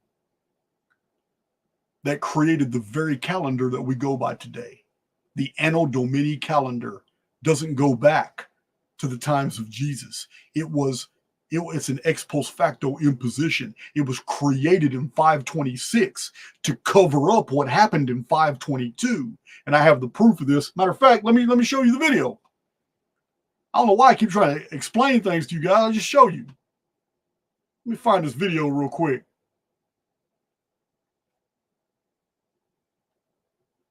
No, I got it. this video right here. This is on my channel in the Phoenix. It's in the Phoenix playlist. Harrowing Truth of the Anno Domini Calendar, How the Papacy Hid the Phoenix. Guys, in this video, I am showing clips from a 100 and something year old book that is explaining the Anno Domini calendar was specifically created to hide an older calendar that the Pope didn't want the public to have access to. This older calendar was based off 552-year periods. You can't make this stuff up. It's all in this video. I cite the sources. It's very compelling. It shows you why we're under the calendar we're under today. It was to hide the Phoenix cycle. So that's this. This is on my channel. All right, now, where are we at?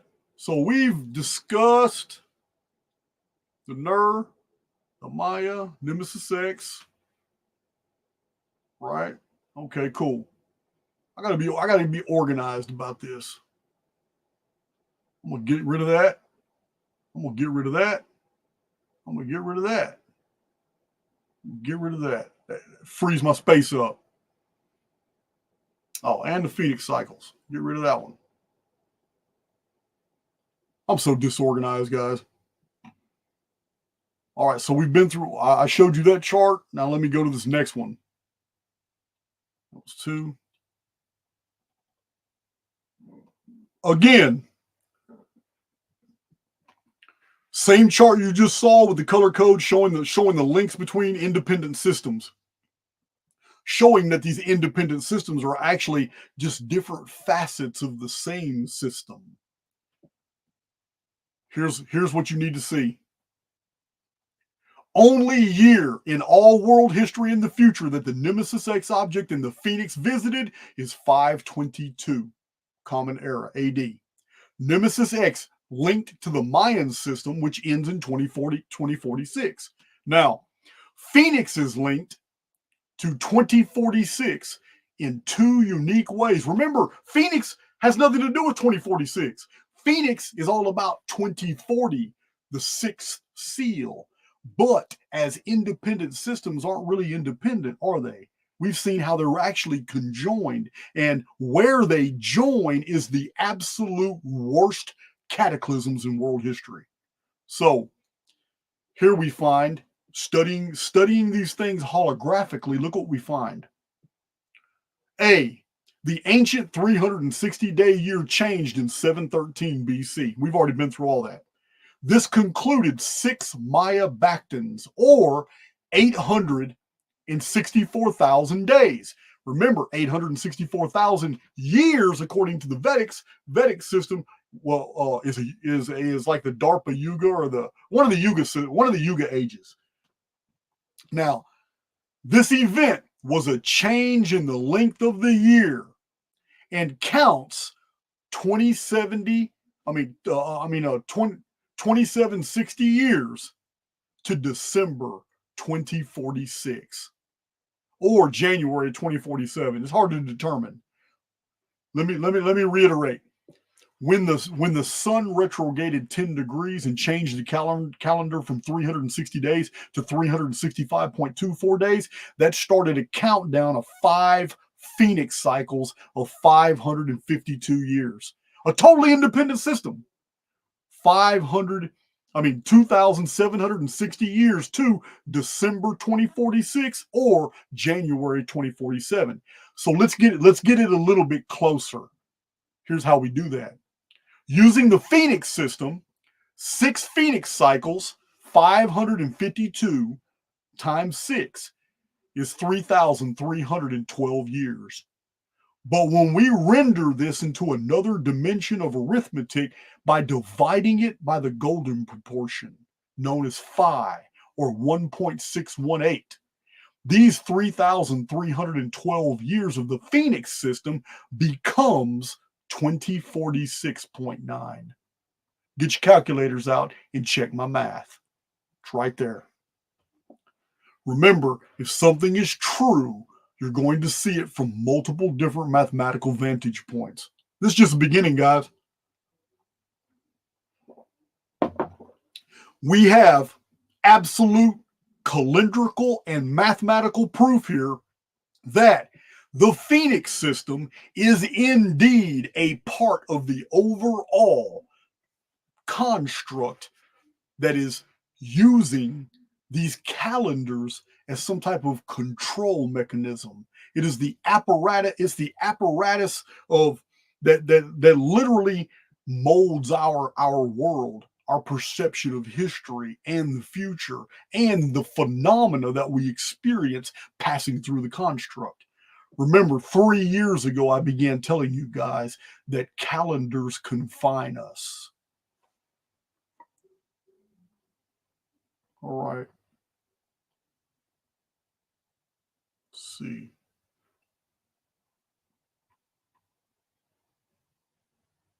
All right. So I need talking about the number 2760. 552 times 5. Oh, we got 2797. All right, 2797 people listen. Damn, that would have been an awesome little sync right there. All right, so we've been through that one now. So all those calendars I just showed you guys, all of them, they're right here. More than welcome. You're more than welcome to screenshot this. They're right here. You see the red on the top? There it is. That's the Phoenix. The big ones are the Phoenix cycles. The little red dots, those are the Phoenix phenomenon. Here they are. We got the black ones right here. This is the Nemesis X. It's all Nemesis X right there. Then we got the Mayan. We got a lot of small print in here. We got the Mayan system. Then it changes. There's the sun retrograding at 713 BC. All these boxes on the bottom, they fit below the historical periods they're describing. I got the link for this chart. As a matter of fact, I think the link for this chart is like 30 charts. They're all on one big PDF. All my chart links are in the description box. I keep forgetting to put them there. I did today because of what we're talking about. And YouTube's real funny about putting links in the description box, so you may have to just copy and paste them and put them in your browser, or just go to Podia. Podia Archaix. That's where everything's at. So yeah, this is everything I just showed you in linear chart form. And then in the other charts is all combined in this one chart right here. It's all combined right here. There's the black square about 522 right here. You can see the black, you can see 522 right here. It's the only year in history, Phoenix and the Nemesis X object right here. And there's the note about the papacy trying to hide this fact. You can imagine the destruction that happened that year. So Phoenix would have appeared in the middle of May. It would have been the first to cause destruction. And then when people were trying to recuperate, because this was a big one, it wasn't Phoenix phenomenon, it's Phoenix cycle. This is a big one. So when people were trying to recover, then 6 months later, about 5.5 months later, November 1st, November 2nd, all of a sudden, the Nemesis X object appears and just wrecks shop. Yeah, they didn't have a chance. They didn't have a chance that year. Okay, so I want to show some pretty compelling stuff here. What is this? What am I looking at here? Oh, okay. There's the pre-flood world. You can see the 207-year periods. This is another aspect of the Phoenix phenomenon. 414-year periods that form the 2070 years of the pre-flood world, starting with the Phoenix. The Genesis is 1656 years of the pre-flood world, which is right. It's from the Phoenix destruction, but the Phoenix chronology begins in 4309 BC, which is 414 years before that. I got other charts for that. But here it is right here. The Great Flood happened exactly at 33.3 Jubilees. 2239 BC, the year 1656, Anno Mundi, was 33.3 Jubilees. It was three Anunnaki Ner since the appearance of the moon. It was 5 Ner. In five Ner, is 3,000 years exactly. From 5239 BC, the beginning of Anunna history. There's your 2070. Remember that. 2070 is linked to this geometry. Remember that. We're going there. We're going to the year 2070. It's linked to this geometry right here, which is something that is exhibited in the geometrical distribution of lintels and megaliths at the trilithons at Stonehenge, 2070. So I'm looking for things I've already talked about, getting rid of them. All right, this simplifies things considerably. So what I've just shown you is it's amazing. What I've shown you is very amazing about these links being destructive, but they have nothing to do with 2178. We're going to get to that in a minute. Let's see what this is. All right.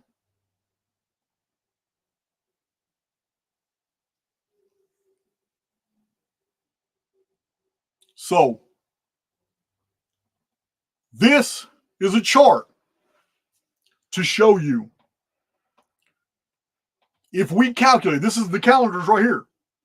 The Phoenix phenomenon, the Phoenix cycle calendar is not shown here because it's absorbed into this calendar over here. The Phoenix, the 138-year Phoenix one. I took it all the way 5,000 years into the future. Look at this. If we calculate NERS, Nemesis X visitations, Phoenix cycles and visitations, and Mayan Bactans beyond the year 2178, there is not a single year where any of these systems transect in over 5,000 years of future. Probably longer. I'm going to say it's going to be much longer. Why is this compelling? Think about it. If in the short duration of 5,700 years of recorded human history, we have all those transections between these independent timelines, and yet going beyond the year 2178, going 5,000 years into the future, not one of these dates lines up. And I provided them for you. They're right here. I know some of you are going to screenshot them. These are the exact dates. If we were to extrapolate the Anunna nerve system going 5,000 years into the future, Nemesis X going 5,000 years into the future, Phoenix going every 138 years going into the future, you would think it would have hit something else. The Mayan Bactans going every 394.2 years into the future. Here it is. Nothing. We get nothing. Even more so, look at this chart. You can barely see the numbers because I went 8,000 years into the past. Calculating the NERS, Nemesis X visitations, Phoenix cycles, and visitations in Mayan Bactans backward through history, 8,000 years, there is not a single year in any of these systems that transect. Probably longer. Do you see where I'm going with this? We're living in a very unique time. That unique time, we are completely enwrapped by calendars that are all completely connected to each other. But these same calendrical systems have no history beyond 5239 BC. They have no future beyond 2178 BC. Let's look at this in chart form. Excuse me. So the central chart is what we're talking about. Here it is right here. This is the period of history we've been discussing. This is what the entire Archaix channel in all my published books is about. This 7,344 year period right here. This is it. All these calendars. And yet, look at this period in the past. Prior to the start dates of all these interactive calendars, not a single date in at least 8,000 years from any timeline intersects with another system. Not one.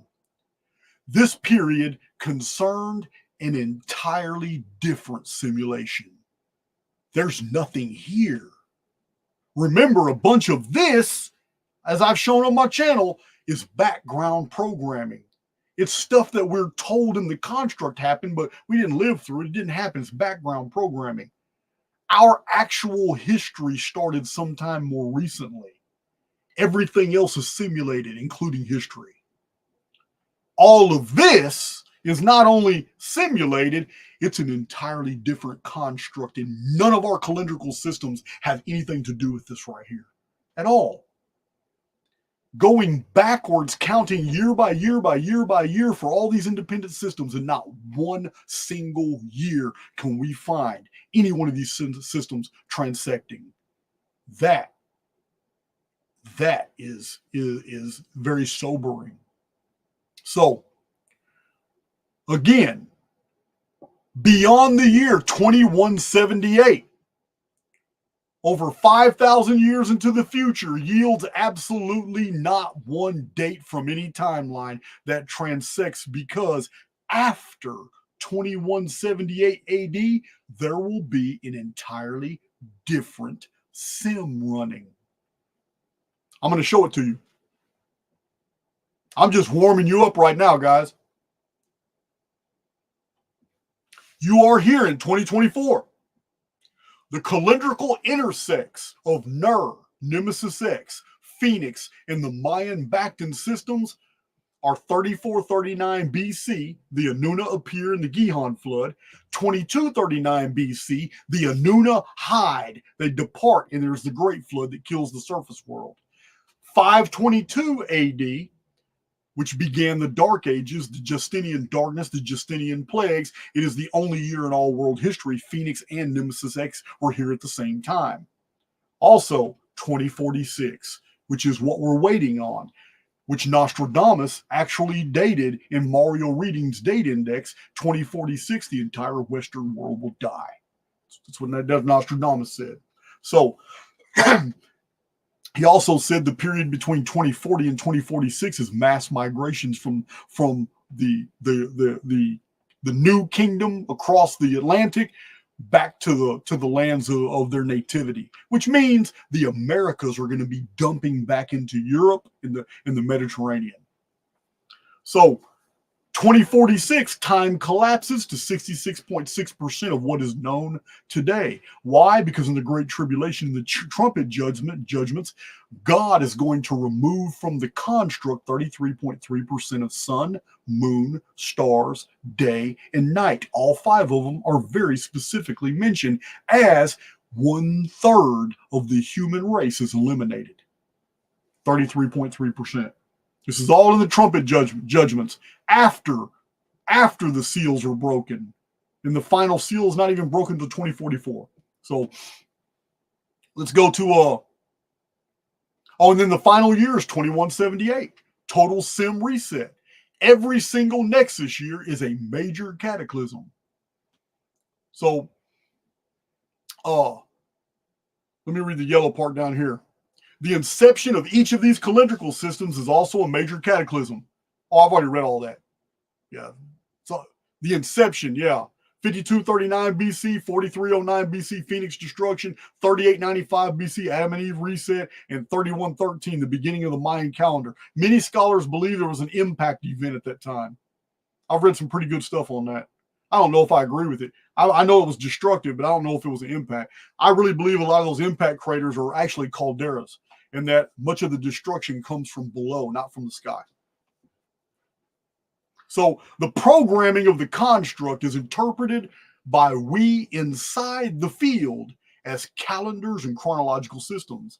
The back programming, history of the world, clearly demonstrates a systemic reboot in the year 2178 AD. That's the subject matter of this video. All this data that I've given you so far is to bring you up to speed to what we're about to talk about, the year 2178. All right, well, I'm done with that presentation. Let's see, what was that? Where is that final chart? Let's put that to the side. Already got that one. All right. Now, let's see. Check my chat.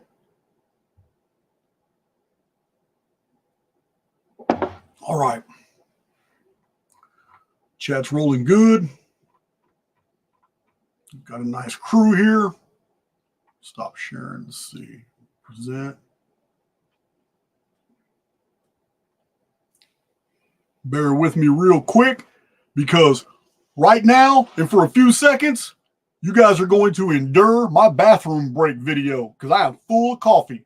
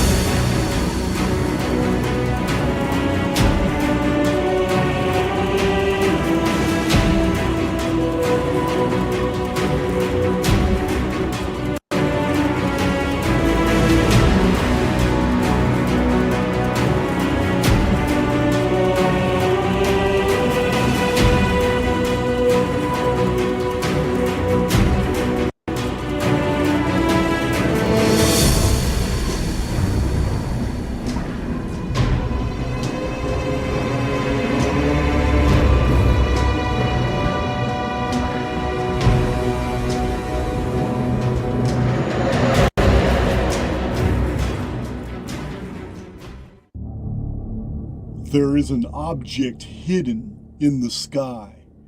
Our predecessors studied its appearances. Like a vast clockwork apparatus, it appeared on a fixed timeline and disappeared whole civilizations. They have left us records of this invisible eye in the sky and how they hid underground from its face. They feared the return of the Phoenix.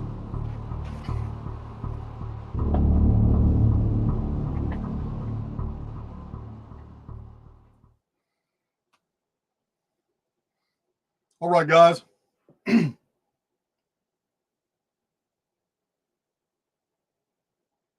Cool. I'm sorry it's an hour and 55 minutes, but I had to show you all that material to get to the point, to get to where we're at now.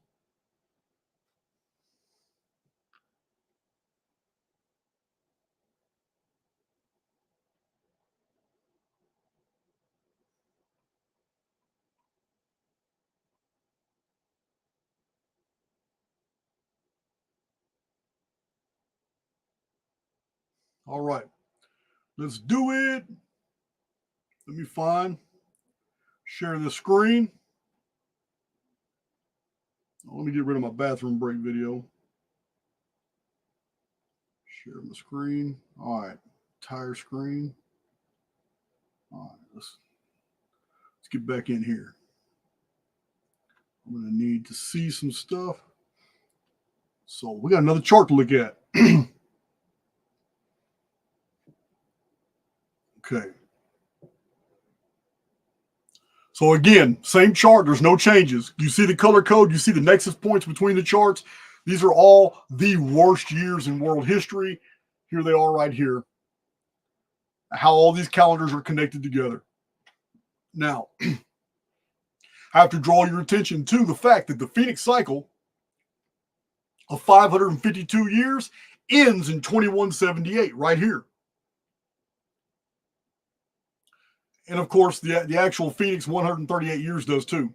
But this is major. Remember, the end of a thing always refers back to its beginning. What did we have at the beginning of this cycle? 3895 BC is year one, Annus Mundi. It is year one of the 1656 years of the pre-flood world in Genesis. This is the Adam and Eve reset. The world is destroyed so totally that the survivors believe that it is a new heavens and a new earth.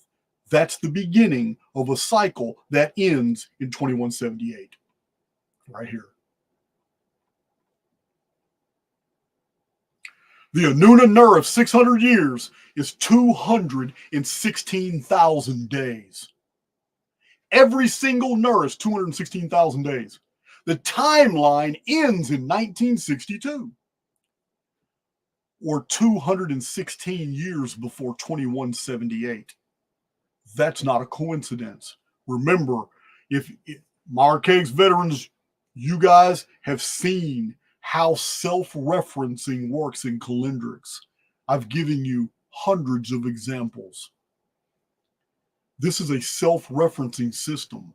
This entire 7,200 year timeline of Anunnaki nerves, 216,000 days, all of a sudden, when that system ends, it switches from days to years and becomes 216 years to the year 2178. If you think that's coincidence, let's continue. I've already showed you that the Phoenix cycle ends on 2178.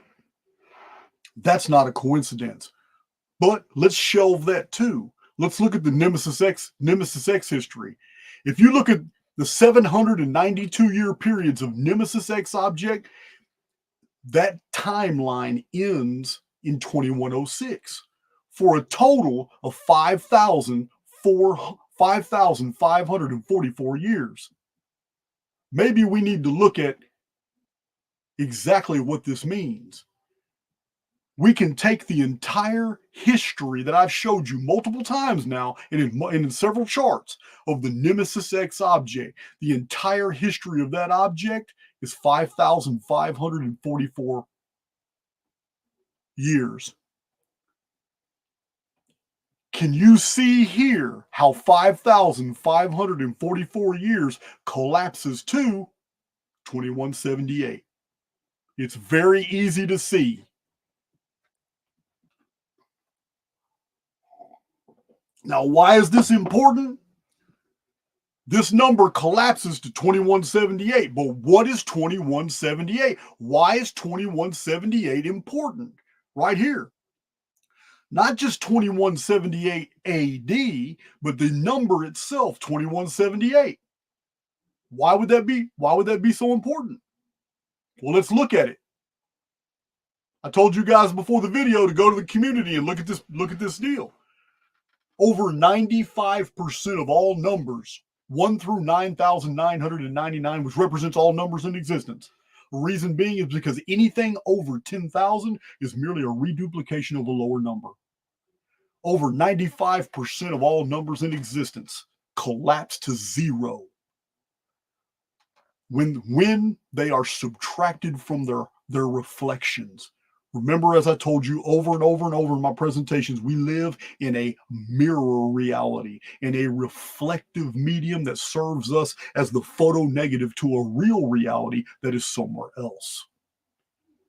Over 95% of all numbers, 1 through 9,999, collapse to zero, with the remaining minority of numbers actually collapsing to 2178. But when they get to 2178, they become 8712.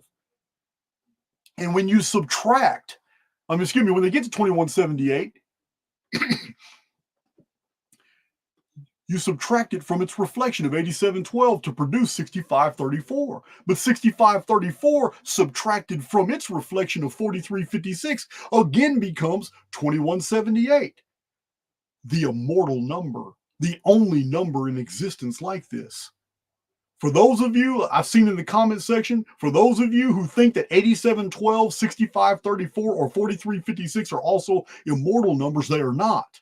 They are permutations and reduplications of 2178. And what I mean is if you take 2178 and multiply it by 2, you get 4356. If you multiply 2178 by 3, you get 6534. If you multiply 2178 by 4, you get 8712.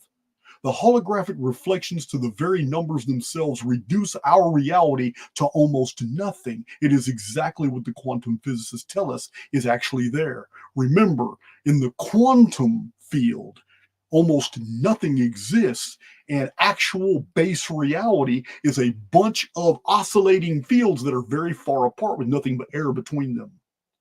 This is what our arithmetic shows as well, because almost all numbers reduce to zero. They collapse by this method, except 2178. This is the key number to our reality. This is the only thing that's real here. It is an immortal loop. And I'm going to tell you now that the very fact that we have a calendar today and that all these other systems line up to the year 2178 on the calendar year Anno Domini of 2178 is beyond coincidence. There is no way this happened by happenstance. There is no way it's accidental. We live in a construct, and humans didn't build any of this. This was done by something else. What I mean is humans in the construct, because I also believe that we're on the outside. But inside the construct, this is not our design. Some guy named Dionysius Exiguus did not create the Anno Domini calendar in the year 526 AD to hide the Phoenix. This is the background programming that has been given to us to hide the fact that we are inside a confined field. This field of arithmetic is illusory. It is moored to something else. Whatever 2178 attaches to, it's an immortal loop, but it's looping around something. It's attached to a real arithmetic somewhere else, but we're not in it. We're in the falsified mathematics. So it's an immortal loop. It's crazy. So let's get back to the illustration here. So now we've linked the Anunna. The Anunna system of 216,000 days begins a 216-year countdown to 2178. To me, that's beyond coincidental. I don't care if you dismiss it or not. It doesn't matter. We have an overwhelming amount of information we're going to continue with. Again, the Phoenix phenomenon, the Phoenix cycle, the big one, 552 years, ends 2178. It's crazy. And it just happened to also begin the Dark Ages in 522, when this calendar we're under now, Anno Domini, was implemented. So unusual, because 2178 AD happens to be this vortex year for us in these calendrics. It's amazing. How did that happen? It's beyond coincidence. There is no way. I mean, how come the immortal number isn't 2177 or 2179? It's not. It would have thrown all this off. It's not. It's 2178, which lines up with all these systems. That is beyond coincidence. It is incalculable, the probability. Well, there's no way to calculate the probability on that. It's amazing. So again, the Mayan long count. The Mayan long count ends after 1,872,000 days divided by 13 Bactans. The end date is 2046. 2046 is 132 years to 2178. Remember, these things are all often self-referencing. 132 years is 1584 months. What is that? What is 1584 months indicative of? 792 plus 792. That's the Nemesis X mathematics right there. But it goes even deeper than that. Not only is the Mayan long count here connected to 2046 and the Nemesis X arithmetic, but 1584 months is also connected to 2178. Here it is. You just can't make this stuff up, guys. Very, very, very few numbers collapse to 2178. Most of them collapse to 0.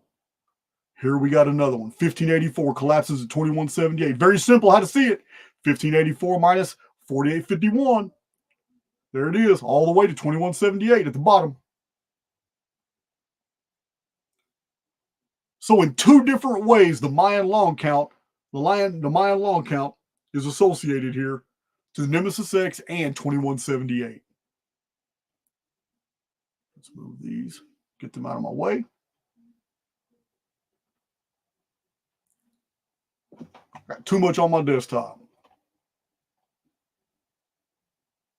Oh my gosh, Jason disappeared. I'm still here.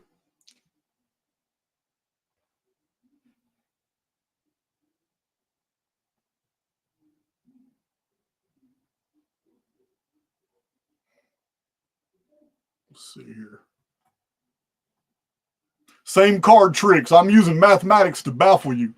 Alvar Billy, you don't like my channel, you can leave. Real simple. All right, let's see. I'm going to start closing things because I got too much open.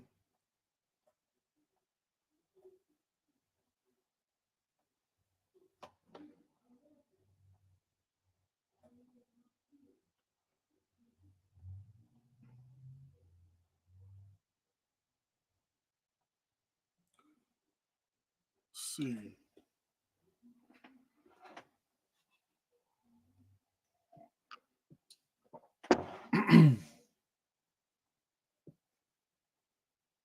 All right, I got.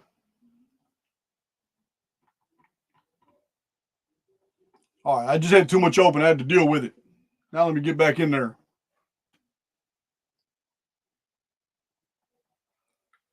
So there's all kinds of. Am I done with this? Yeah, there's that one. You can see at the bottom each system here. I'm almost done with this chart here. So all 5 of these systems, the Anunnaki Nur, the Phoenix Cycle, the Phoenix Phenomenon, the Nemesis X object, and the Mayan long count, as you can see on the bottom. I don't know if you can see it, but every single one of these are connected to 2178. Every single one of these are connected to 2178 in different ways. Here they are. And they're self-referencing.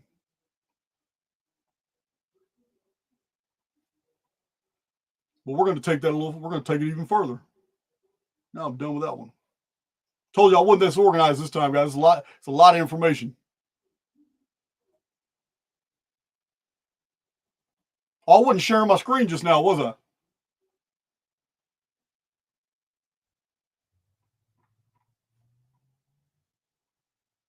Hold on, I got to present. Let me share my screen. I messed that up.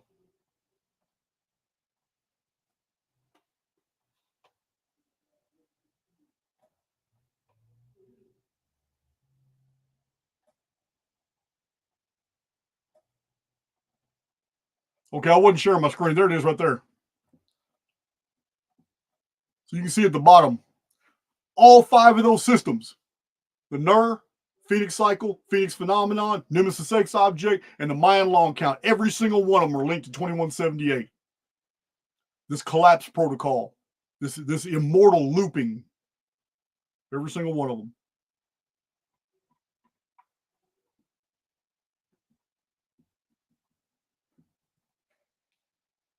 So now I'm looking for a different data set real quick.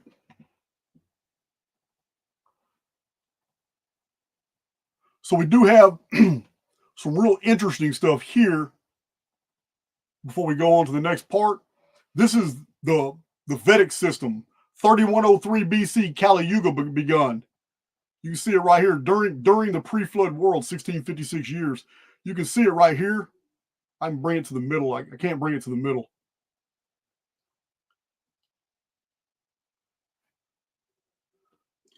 The Kali Yuga is very interesting because 3103 BC Kali Yuga system, which started during the 1656 years of the pre-flood world, is actually 1656 years itself to the year 1447 BC, which you know of as the 10 plagues on Egypt, the exodus of Israel from Egypt, their escape, which 1447 BC is the year 2448 Annus Mundi.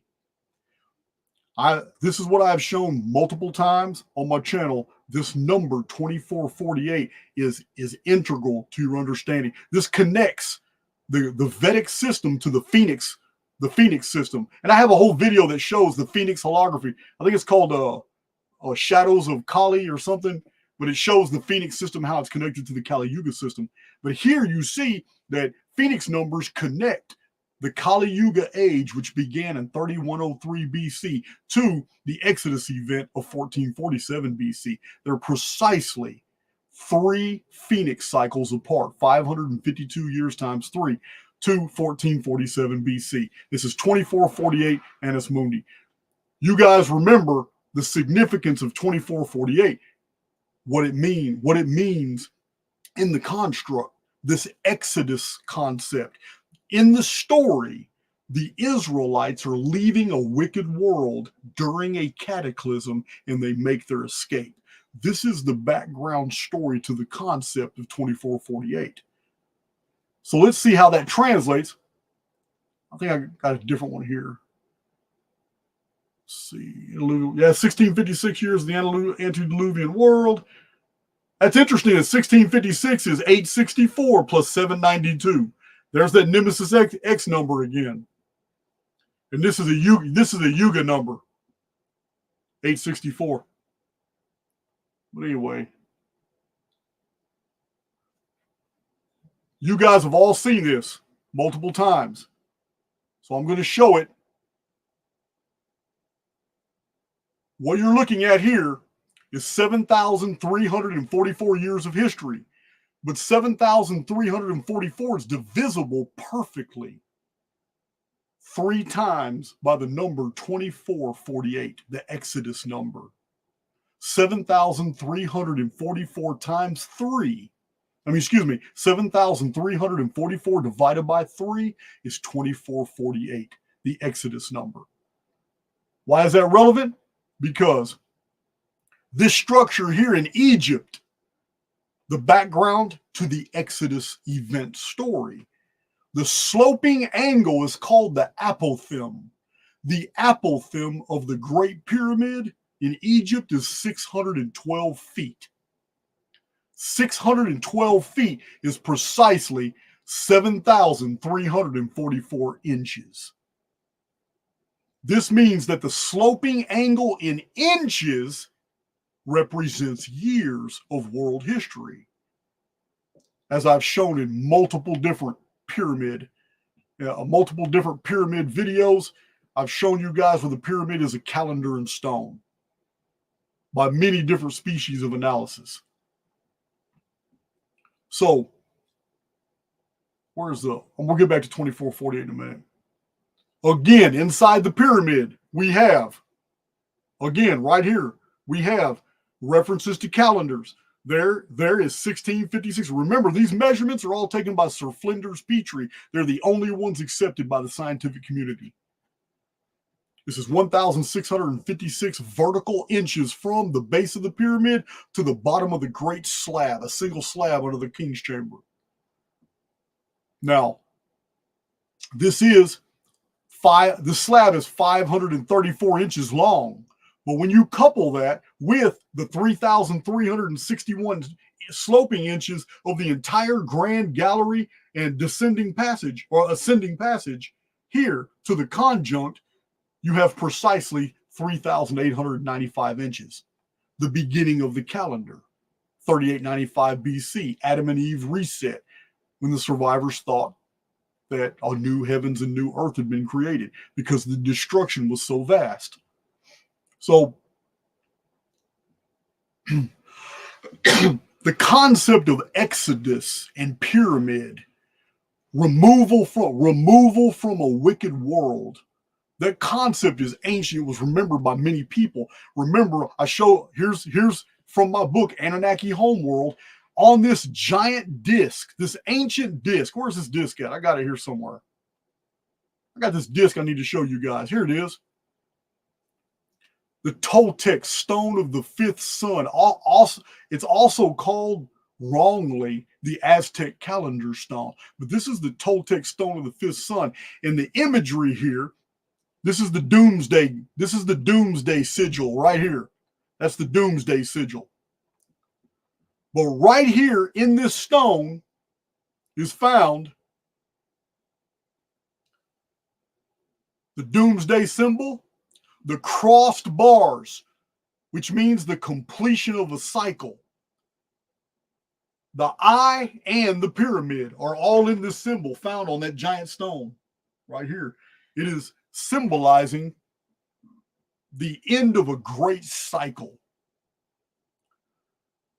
The concept of I, which is attached to the construct, the watchers. We are inside a construct and we are being observed. The eye symbol is everywhere. Even in old Toltec ruins, like Mayan ruins like this, we have the Mayan stargazer looking through the crossed bars of a closed cycle. The cycle is complete. It's right here on the left. You can see his eye. He is observing the seven sisters. These are the Pleiades. Oh, excuse me. Yeah, these are the Pleiades. His eye forms one of the Pleiades. This is what we see here. But when you remove the upper temple just to the geometry involving the eye, this is what you get. You get a pyramid, and the eye is the capstone at the top. And this one bar sticking out is like a shaft, one of the shafts that's inside the pyramid. The ancient concept, the ancient American concept was they understood what the pyramid represented. The pyramid represented exodus. It represented the idea of the removal. At the end of a cycle, there's going to be a removal. So one of the cycles that was found by engineer David Davidson in 1924, 1925, published in his book in 1926, is the base diagonals of the Great Pyramid. He found out that there is a timeline encoded in the Great Pyramid, and the final year of this timeline is 2045. This man published this in the early 1920s. That's pretty close to 2046. All right, so we'll get over here. What am I looking at here? So again, in the pyramid, we have seen, I have an entire playlist on the pyramid that shows this chronometry, the calendars encoded within the rectilinear dimensions of the Great Pyramid. And it shows these dates with exact measurements, only using the scientific measurements and overlaying the scientific measurements on the modern day calendar. We produce 2239 BC, the year of the Great Flood. We produce 2905 BC, the first year of pyramid construction in Giza. We produce 1902, the beginning of the last days. You guys know about that date. And we produce 2046, the year 5940 Anno Mundi, right here. Oh, here's a lot more. I don't know why this is in here, but it's just more. 3895 BC, 2046, Great Flood, 2239 BC, 1902. Again. Now, concerning this 2448, where is it at? Let me show it to you. The number for Exodus being 2448, as shown in the Vedic system, it is shown in the Old Testament system, and is shown in the fact that we have this amazing 7,344 year calendar, which is formed from putting together all these calendrical systems. It's a closed system that begins in 5239 BC, ends in 2106 AD, when a chief cornerstone is put on this monument. But this system, as I shown in inches, is 612 feet. That's not my measurements. Those are just taken out of encyclopedias. It's the apophthegm is 612 feet, which is 7,344 inches, which is 2448, the number of Exodus times 3. But in another dimension of arithmetic, we have something different here. The structure of the Great Pyramid is 203 levels high. The last days began on the Phoenix year of 1902, right here. 1902 representing the foundation of the Great Pyramid and counting 203 levels to the top, each single level being a year of history of the last days until the year 2105, which is the year 5,999 Anno Mundi. What's missing is the final year. The 204th level of the Great Pyramid is the keystone. It's the capstone that goes on top of the pyramid, represented in keystone geometry, which I'm going to show you. So these 204 levels complete the Great Pyramid. This is very similar to what we were told in Second Esdras concerning the last days, when angels were going to unveil the secrets of the 204 books. As I've shown in my book, Lost Scriptures of Giza, it was understood by the ancients that the Great Pyramid was also known as the Tree of Life. It was also called the Tree of Knowledge of Good and Evil. It was also referred to as the Book of Life. What's in the Book of Life? The Book of Life contains the names of the elect. Who are the elect? Those are the only people that are going to be making their exodus. Now, this is concerning this 204. Again, the pyramid is angled at 51 degrees. The pyramid has 4 principal sides. I understand it's octahedral, but it's only octahedral to an nth degree. You can't even see it with the naked eye, but it does have 8 sides, but that's to add structural support. In addition to that, the engineer David Davidson is of the belief that the octahedral aspect is hidden once all the dressing blocks are placed back in. Remember, those are 100-inch thick, 20-ton limestone, white limestone blocks that were removed. There's only 4 still attached to the bottom of the Great Pyramid.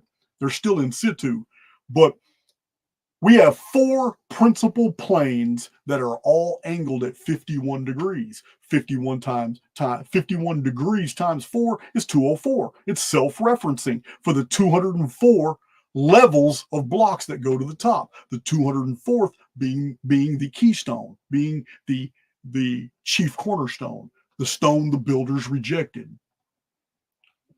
Now, since we're talking about there's an illustration of, I showed photos on Twitter the other day of the actual blocks. There's 4 of them at the bottom, but here they are illustrated. What you see on the side is the core limestone. The actual dressing blocks covered all that until earthquakes in the 14th century, and then strip miners came and took all that stone off for whatever reasons. Okay, so I'm done. Okay, I'm cool. I'm done with that section. All right, go right here. Let me stop sharing. All right. Check my chat real quick before I continue.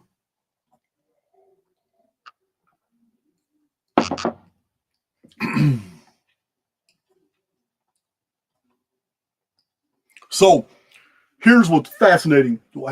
I guess you guys are going to have to verify it. I don't have my calculator or my phone with me. So 204 years. I just showed you 51 degrees times 4 is 204. The Great Pyramid is 203 levels up. It's missing the 204th component, the chief cornerstone. 1902 plus 204 years to the 6,000th year since the Adam and Eve reset. Not the 6,000th year of the world. 6,000 year since a new heavens and new earth appeared. Call it a sim, whatever. 204 years, again, this is self-referencing because 204 years is precisely 2448 months. What does this mean?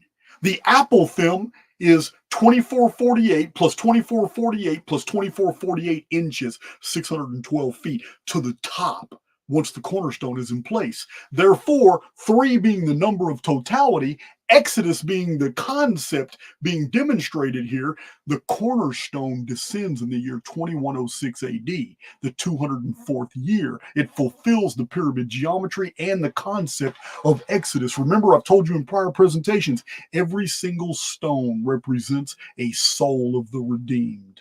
Every single stone.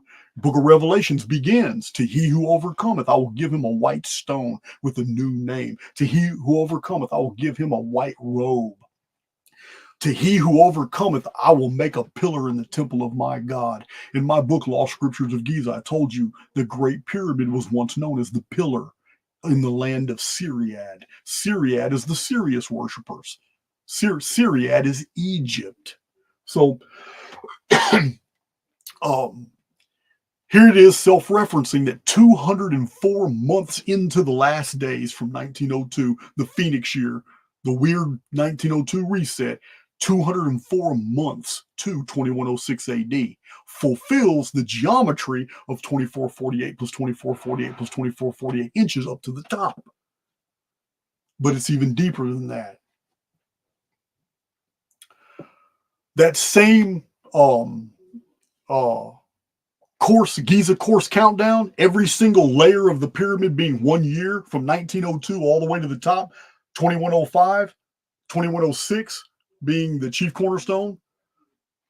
That same model is very interesting because starting at 1902 and counting 144 years up, 144th layer of the Great Pyramid is 2046. 2046, the layer of 2046 on the Great Pyramid is 1/3 the width. Thank you. Got me a calculator. Is 1/3 the width of the structure. The pyramid goes up at the 1/3 mark is 144 courses of stone. The 144th course equals our 2046 from 1902. The pyramid structure is at 1/3 of its width from the base at the 144th deal. What happens in 2046? According to the book of Revelation, 1/3 of reality is removed. 1/3 of the day, 1/3 of the night, 1/3 of the stars, 1/3 of the sun, 1/3 of the moon, 1/3 of mankind is removed during the trumpet judgments. So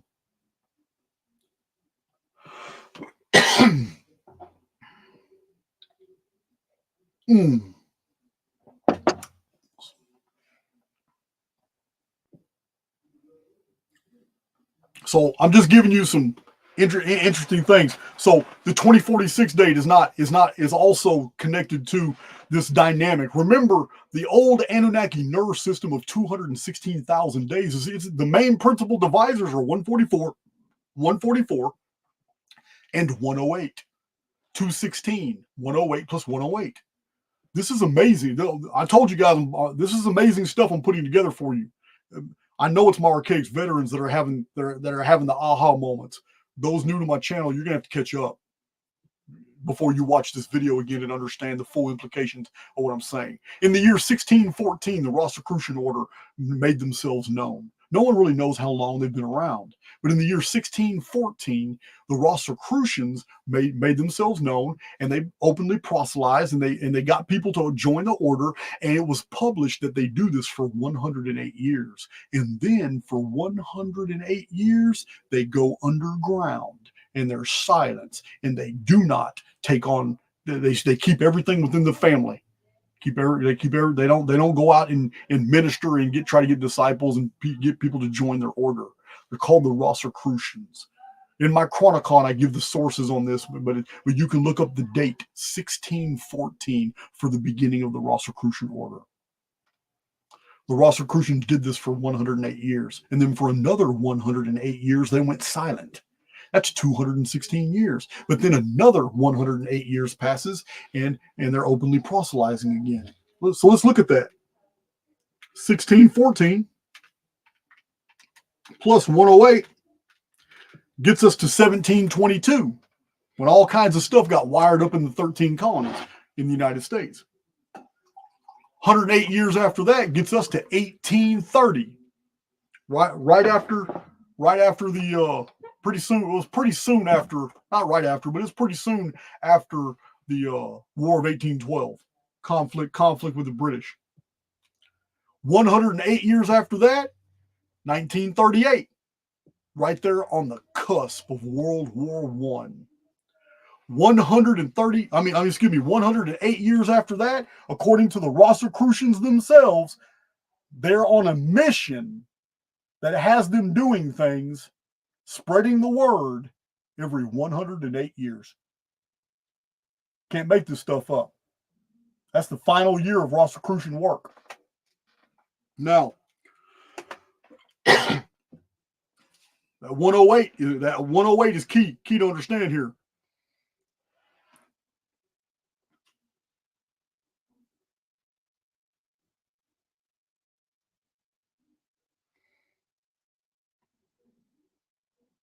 So I need to find it real quick, show you what I'm talking about.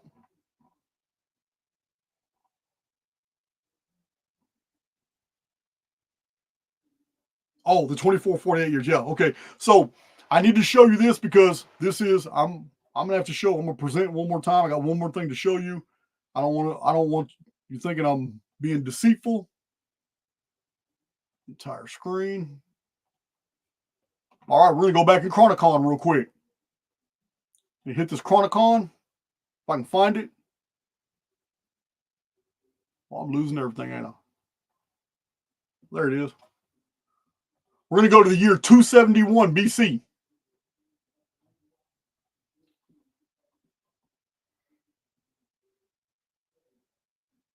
Well, we're way over here in the pre-flood world. We got to move. Let's see. We just dropped about 600 pages. All right. Let's go further. 271 BC. Should be here real quick. There it is. 271 BC. Pharaoh's lighthouse is constructed by the architect Sasastros, over 400 feet tall, one of the 7 wonders of the world. That's not what I'm looking for. 271 BC.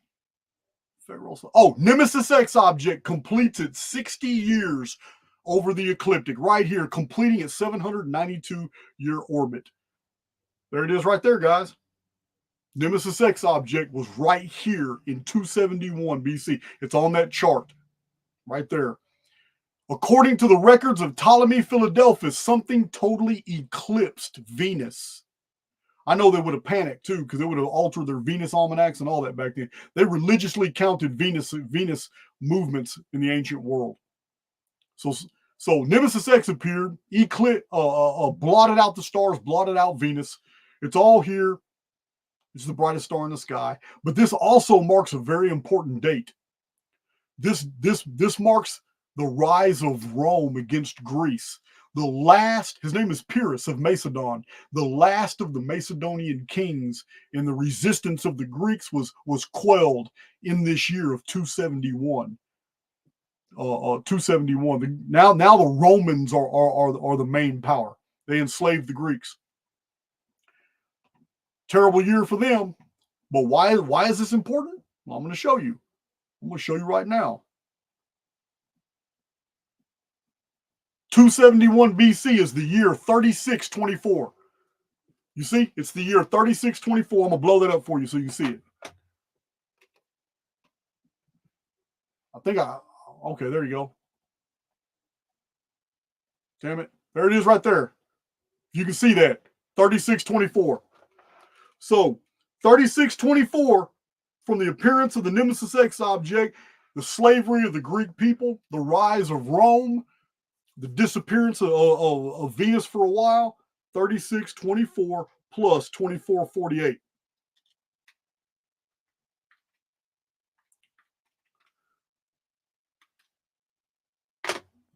Gives us the year 2178. It gives us the year 6072, which means it's 72 years after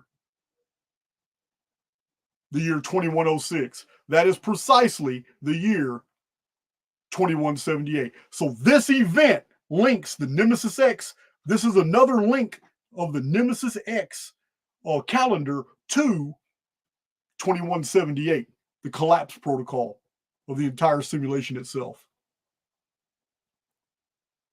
That's just one example.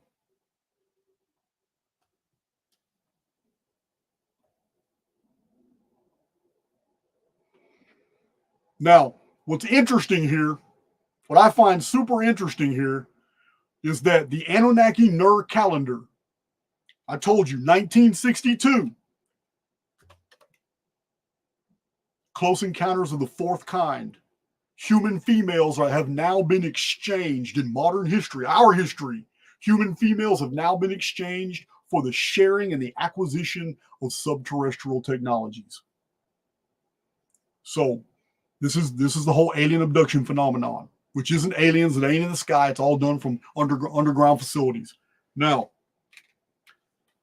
1962 ended this massive calendar, the Anunna Nur chronology. I showed you that 1962, these nerves are 216,000 days. But when the calendar ends, it dissolves to 216 years. And it's a countdown to the year 2178, like all these other countdowns to 2178. But you guys know I'm always looking at things isometrically. I want to know forward and backward what was going on. So I found it very unique. 216 is 108 plus 108. At the dead middle of this, time period, is the year 2070. 2070 is 108 years after 1962, 108 years before 2178. 2070 is already in my Chronicon. In my Chronicon, over 10, 11 years ago, I had already introduced the data that the year 2070 is the year that the elect are sealed and the number of the stones is made complete. In the scripture in the tribulation that says, let him who be evil still. Meaning it doesn't matter in 2071 who you are. It's already set in stone for the next 36 years, which fulfills what is known as the keystone geometry. I'm going to show you that. Now, 2070 is remarkable. First of all, it's 414 times 5. It's a Phoenix number, but it's not on the Phoenix timeline. Just like 2178. 2178 is the collapse protocol number. It's a Phoenix number, but it's not on the Phoenix timeline. 138-year periods going back all throughout the ancient world. It's very unusual that 2070 Anno Domini is divisible by 138, but it's not on the 138-year timeline. It's detached from that. So let's look at it. Let's look at it a little bit. What is special about the year 2070? Aside from the fact that I've already isolated it as it is the number when the chosen, the elect, those who are going to make their exodus are sealed. Now, those who are not going to make their exodus are also sealed. It's called the mark of the beast. It's something totally different. And it's a totally different parameters, totally different descriptors. These are the ones that are sealed with the seal of the living God. These are the ones that make up the monument of man. Remember, I've told you guys, the Great Pyramid is not a portal. It is the portal. So 2070 is unique in another way. Let me explain. This background programming history that we have, it never happened, guys. Israelites were never in Egypt. They never escaped Egypt. This is background programming. It's there for us to learn. It's there for us to get all this data and put it together and figure these things out. But the idea is of a holy people exiting an evil world. That's reducing it to its lowest common denominators. And in the narrative, it's let's see. The link to 2070 connects the Great Pyramid to Israel. Let me explain. As I've showed you in so many presentations, the Great Pyramid was finished in the year 2815 BC, which is 1080 Anno Mundi. And I've showed you all the references to the number 1080 and how it connects to the Great Pyramid. It's 108 times 10. 1080 of the pre-flood world and of the coffin text of Egypt is the exact same year as 2815 BC of our calendar. That started a 2070-year countdown to 745 BC. And in the year 745 BC, the 10 tribes of Israel began their wandering. They left Canaan. They left Judah behind and they began their wandering, first starting in Assyria. And from Assyria, they went on to Asia Minor, Ionia, Cappadocia, Phrygia, Caria, all the way through the the Carpathian and the Caucasus Mountains, and filled Europe and the northern Mediterranean. The 10 tribes began their wandering. It's in the historical record. It is the invasion of Sennacherib and the invasion of Sargon II of Canaan, and they deported the 10 tribes of Israel in the year 745 BC, exactly 2070 years after the completion of the Great Pyramid. So we conceptually, we have a connection. We have the holy people connected to the holy monument by the number 2070.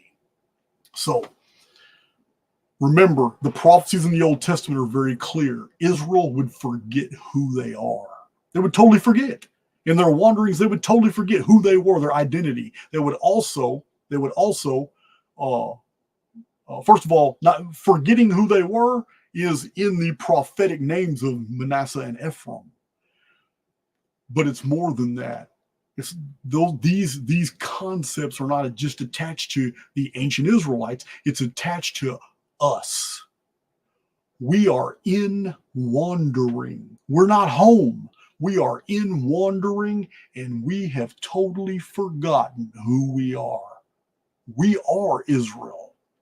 Even in the prophetic eschatological narratives of the Old Testament, Israel in the last days isn't called Israel. It's called Ephraim. And Ephraim is the tribe of adoption. Basically, it's the third. What's crazy is the 13th tribe. It's the 13th tribe, and it's what Israel is known by in the last days. So we have these concepts that are embedded in eschatology and in history that are there for us to discover. But these are like archetypes. It's all referring to us. The portal is the Great Pyramid. It is the tree of life. It's the book of life. It has all the names of those who will be making their exodus. The Israelites left an evil world, and they began their wandering. They forgot who they are. This is us in the construct. We have totally forgotten that we are just playing characters here. This isn't our real home. And we'll know that after we make Exodus again by being the gate. We are the gate.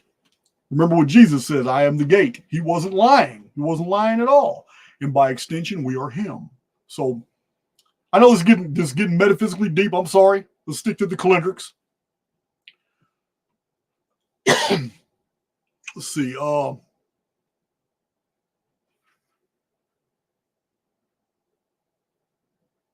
I told you about the Rosicrucians. Oh, concerning Israel, though, we must take into consideration a prophecy in the book of Hosea, chapter 6, 1-2. We have to consider this because it's prophetic and it's a chronological prophecy. And it's specifically describing 3 1,000-year periods. Basically, it says that God will raise us up. This is in the historical record. Now, biblical theologians believe that it's talking about 931 BC. 931. This and the prophecy actually starts after Israel and Judah rift. They become separate. They're no longer connections. You got to understand, Israel and Judah had four major conflicts with each other in the Old Testament. But 931 BC is the rift. It became the two kingdoms. And Hosea chapter 6 verse 1-2 says God will raise us up. It's talking about one day. And you know what? Let's read it. I got an old Bible here. Let's read it. I need to make sure I'm not giving you some disinformation. Make sure that's the right passage. Hosea. Let's see. This Bible here is old. It's got the whole Apocrypha in it. Bel and the Dragon, first and second Esdras and Maccabees and all of them. Esther, Ruth, whatever. Let's see. I need to go to Hosea was a minor prophet, right? I think he's before Ezekiel.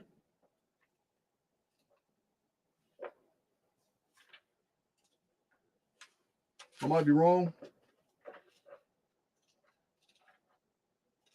Oh my God. He's a minor prophet. I'm in the major prophets.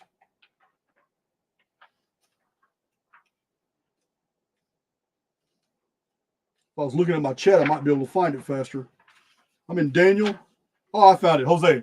Okay, I want to read to you real quick. Hosea 6, 1 through 2. Okay.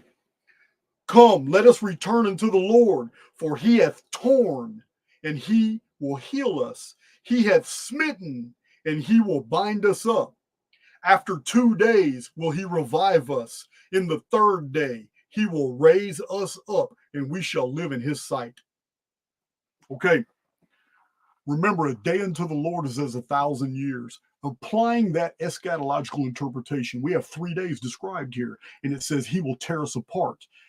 Biblical theologians believe that began in 931 BC, when there was a civil war between Israel and Judah, and they've never been together since. It completely collapsed the Davidic kingdom.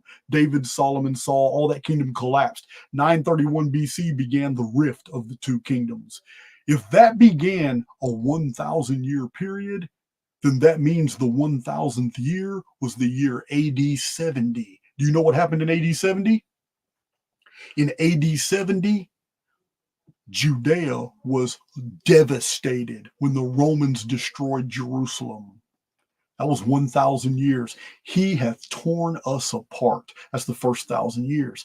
Then it says, then he will build us back. That's the next 1,000 years. 1,000 years after AD 70 is 1070 AD. For those who don't know, in 1070 AD, the world was waking up. The Normans were spreading technology. They were spreading literature. The Normans were taking things from the continent of Europe and taking them to England. And in 1070 was a major awakening throughout all of Europe. Literature began to flourish. Trade began to flourish. This is after the Great Justinian Dark Age. You understand, guys? For like 400 years, the world was totally destroyed. Nemesis X and Phoenix completely obliterated it. There was no growth and development during the Dark Ages. But in 1070, we started coming out of it. It's called the Middle Ages. Started coming out of all that. The prophecy remains true. 1,000 years to destruction. Jerusalem was destroyed in AD 70 by the Romans. 1,000 years later, God is beginning to build up Israel and Judah again in 1070.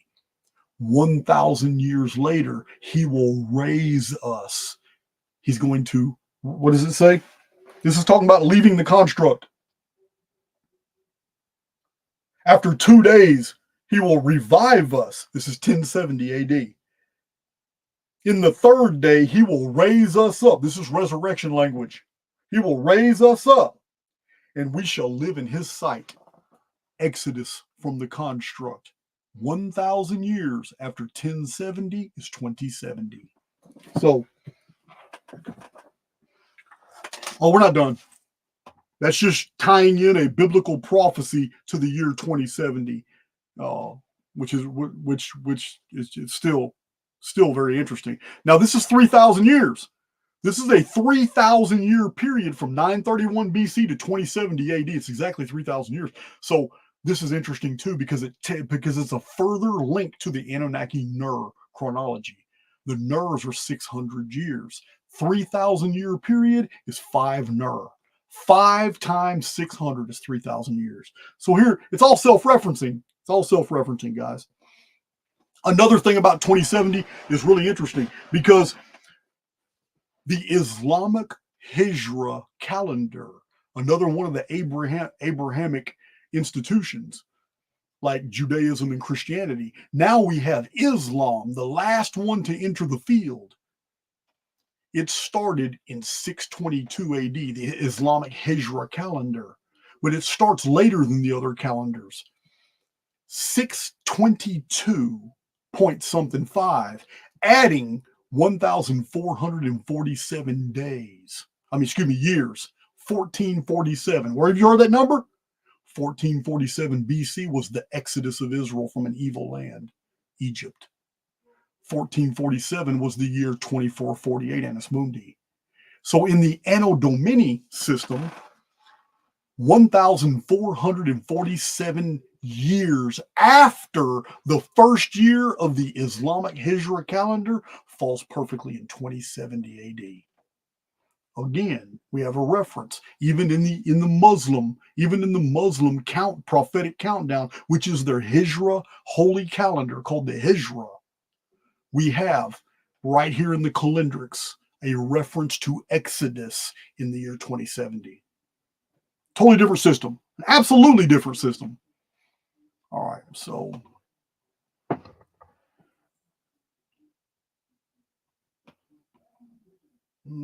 I'm just looking to make sure I got everything. Yeah, the self-referencing just goes on and on and on. Show you the Mayan long count. We've already connected the Mayan long count to all the other systems, including the Phoenix system. We've connected the Phoenix system to the Mayan long count 2046 day. But here's a totally different. Remember, if something is true, you will always be able to see it by multiple different mathematical vantage points. So I'm going to show you this on a calculator. I'm going to show you right now the calendar round of 5,200 years. That is 1,872,000 days of the Mayan system. This is exactly 13 Bactans, 13 400-year periods. Each 400-year period is 360 days. This is the Mayan long count right here. All I'm going to do is divide this by 3.14. 5,200 years divided by pi equals 1656.0. That's a Phoenix number. It's the length of 3 Phoenix cycles of 552 years. It is the length of the pre-flood world.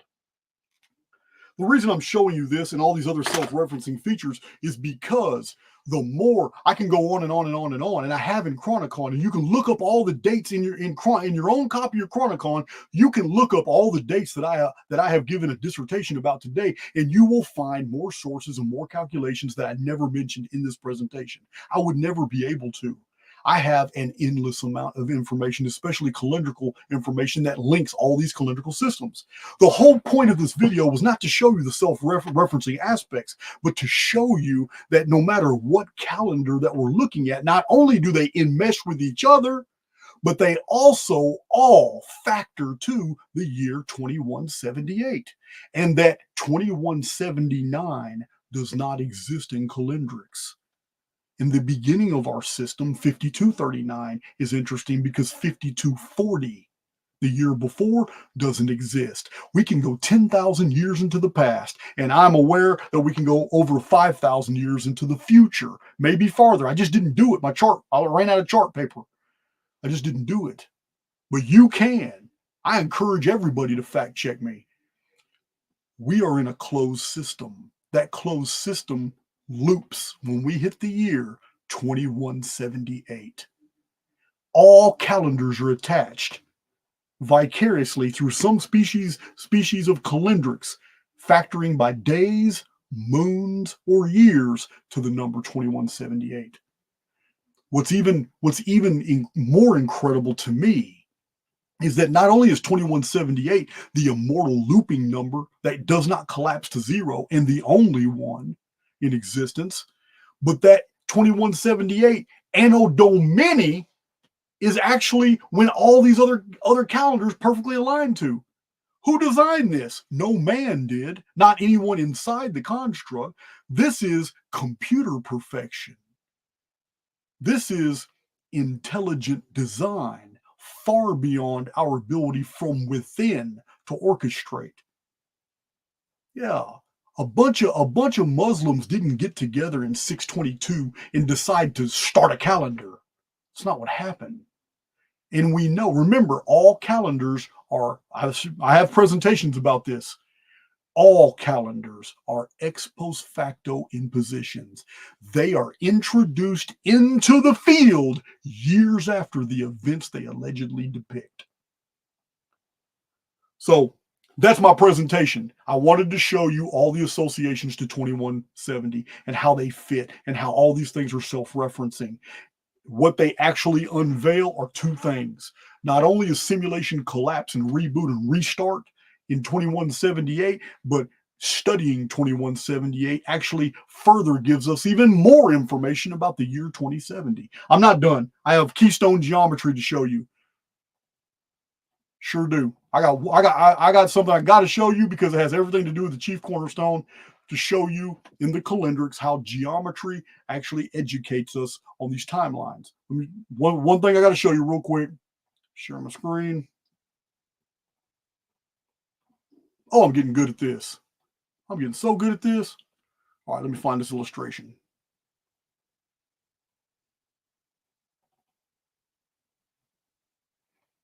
Okay, the year 2070.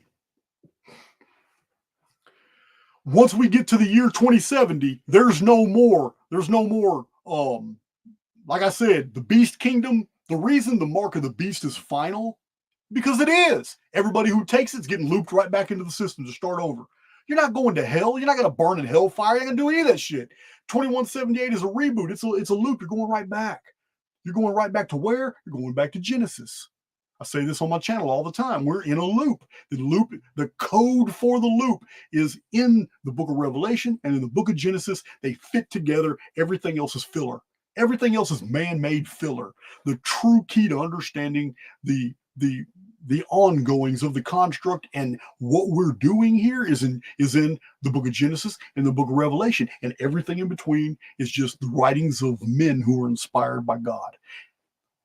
Genesis and Revelation were written by men too, inspired by God, but the inspiration was for a totally different thing. They're talking about the construct. They're talking about ingress and egress, about entering the construct and getting out. The reason why we're here. So this here's what we need to see about the year 2070. So this is the pyramid.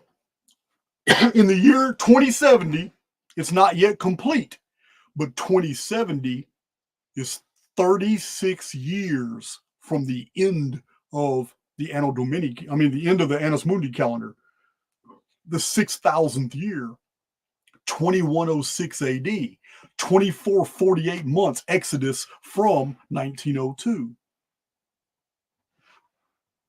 36, the number 36 years is self-referencing in geometry. One, the keystone geometry is formed by the number 36. If you have three sides equal to 10 and one side equal to 6, you have a perfect keystone. This is at the top of an arch. This is keystone geometry. 2070 plus 36 is 2106. It's the end of the calendar. The Great Pyramid, the number of stones is made complete by the year 2070. Want to know, you want a better understanding of how the souls of men are actually stones and all that? Read the Shepherd of Hermas text. The stone the builders rejected is the keystone. The keystone is represented by 36. This is 36 final years of beast kingdom. No more people are saved, no more elect. These people are all going to be re-looped right back to the beginning, Genesis, to start their life sims all over again. Now, it's self-referencing because it produces the 52-degree angle. Keystone geometry produces the Great Pyramid's angle of 51 degrees right here. It's right here. Right there. That's keystone geometry. And a keystone is nothing but a cornerstone. That's what I forgot to show you guys earlier. There was a tremendous amount of information that was all packed into this video, but the video was designed for you to go looking yourself, because I promise you there is way more information than I've conveyed. I don't have the ability to convey all this in an abbreviated time like this. There's just a whole lot to it. So I'm looking for my final charts. Where'd my final charts deal go? That's not it either. So that's my presentation, guys. That's my presentation. I hope you enjoyed it. The focus was basically the number 2178 being the immortal number, and how we are attached to it, and how it is attached to the Great Pyramid, the idea of resurrection, the year 2070, when all the souls that are going to be exiting the construct are sealed. They're done. The 7 seals is over. Now the seals go on the individual souls. Each soul is a stone that makes the monument of man. When the monument of man is made complete, it must be covered. The apocalypse, which means to uncover, is over. Now it must be covered. How is it covered? It's covered by 144,000 casing blocks. The same casing blocks that used to be on the Great Pyramid. They're not there no more, but they've got to be returned to it. But it's a metaphor. The actual Great Pyramid isn't going to get its blocks back. But in the tribulation period, the very last to die of the redeemed, of those sealed by the seal of the living God, the last 144,000 deaths are those that cover the rest of the monument of man. Once the covering is on there, then the geometry is made complete, and it will stay that way. They are sealed and they are protected for 36 years until the return of the chief cornerstone to finish the monument in the year 2106. What is the year 2106? In 2 different ways, I've showed it to you. From the beginning of the last days in 1902, the Phoenix year, it is 2,448 months. 2448 is the number of Exodus attached to 2106. The Great Pyramid is the monument of man, but the apophthegm of the Great Pyramid is 612 feet. Again, 2448 plus 2448 plus 2448. The Great Pyramid in the final year, 7,344th year, completes the Exodus geometry. What happens? It's real simple. All those who are sealed in the year 2070 make their exodus from the construct in the year 2106, leaving behind everybody else in the world who's going to live here another 72 years until 2178, when the entire thing collapses, reboots, and starts over. Now, for those new to my channel, much of what I'm talking about has already been covered in prior presentations. I just had to re-say a lot of these things because it was relevant to the data we're presenting now. That's my presentation. It's already gone on over 3 hours. I love you guys, but I got to pee again. Love this coffee. I'm going to hit that awesome outro. I'll probably be kicking it on X here in a little while, just bouncing comments back and forth if people want to ask questions. But so I like to hang out on Twitter now. It's a lot easier for me to deal with.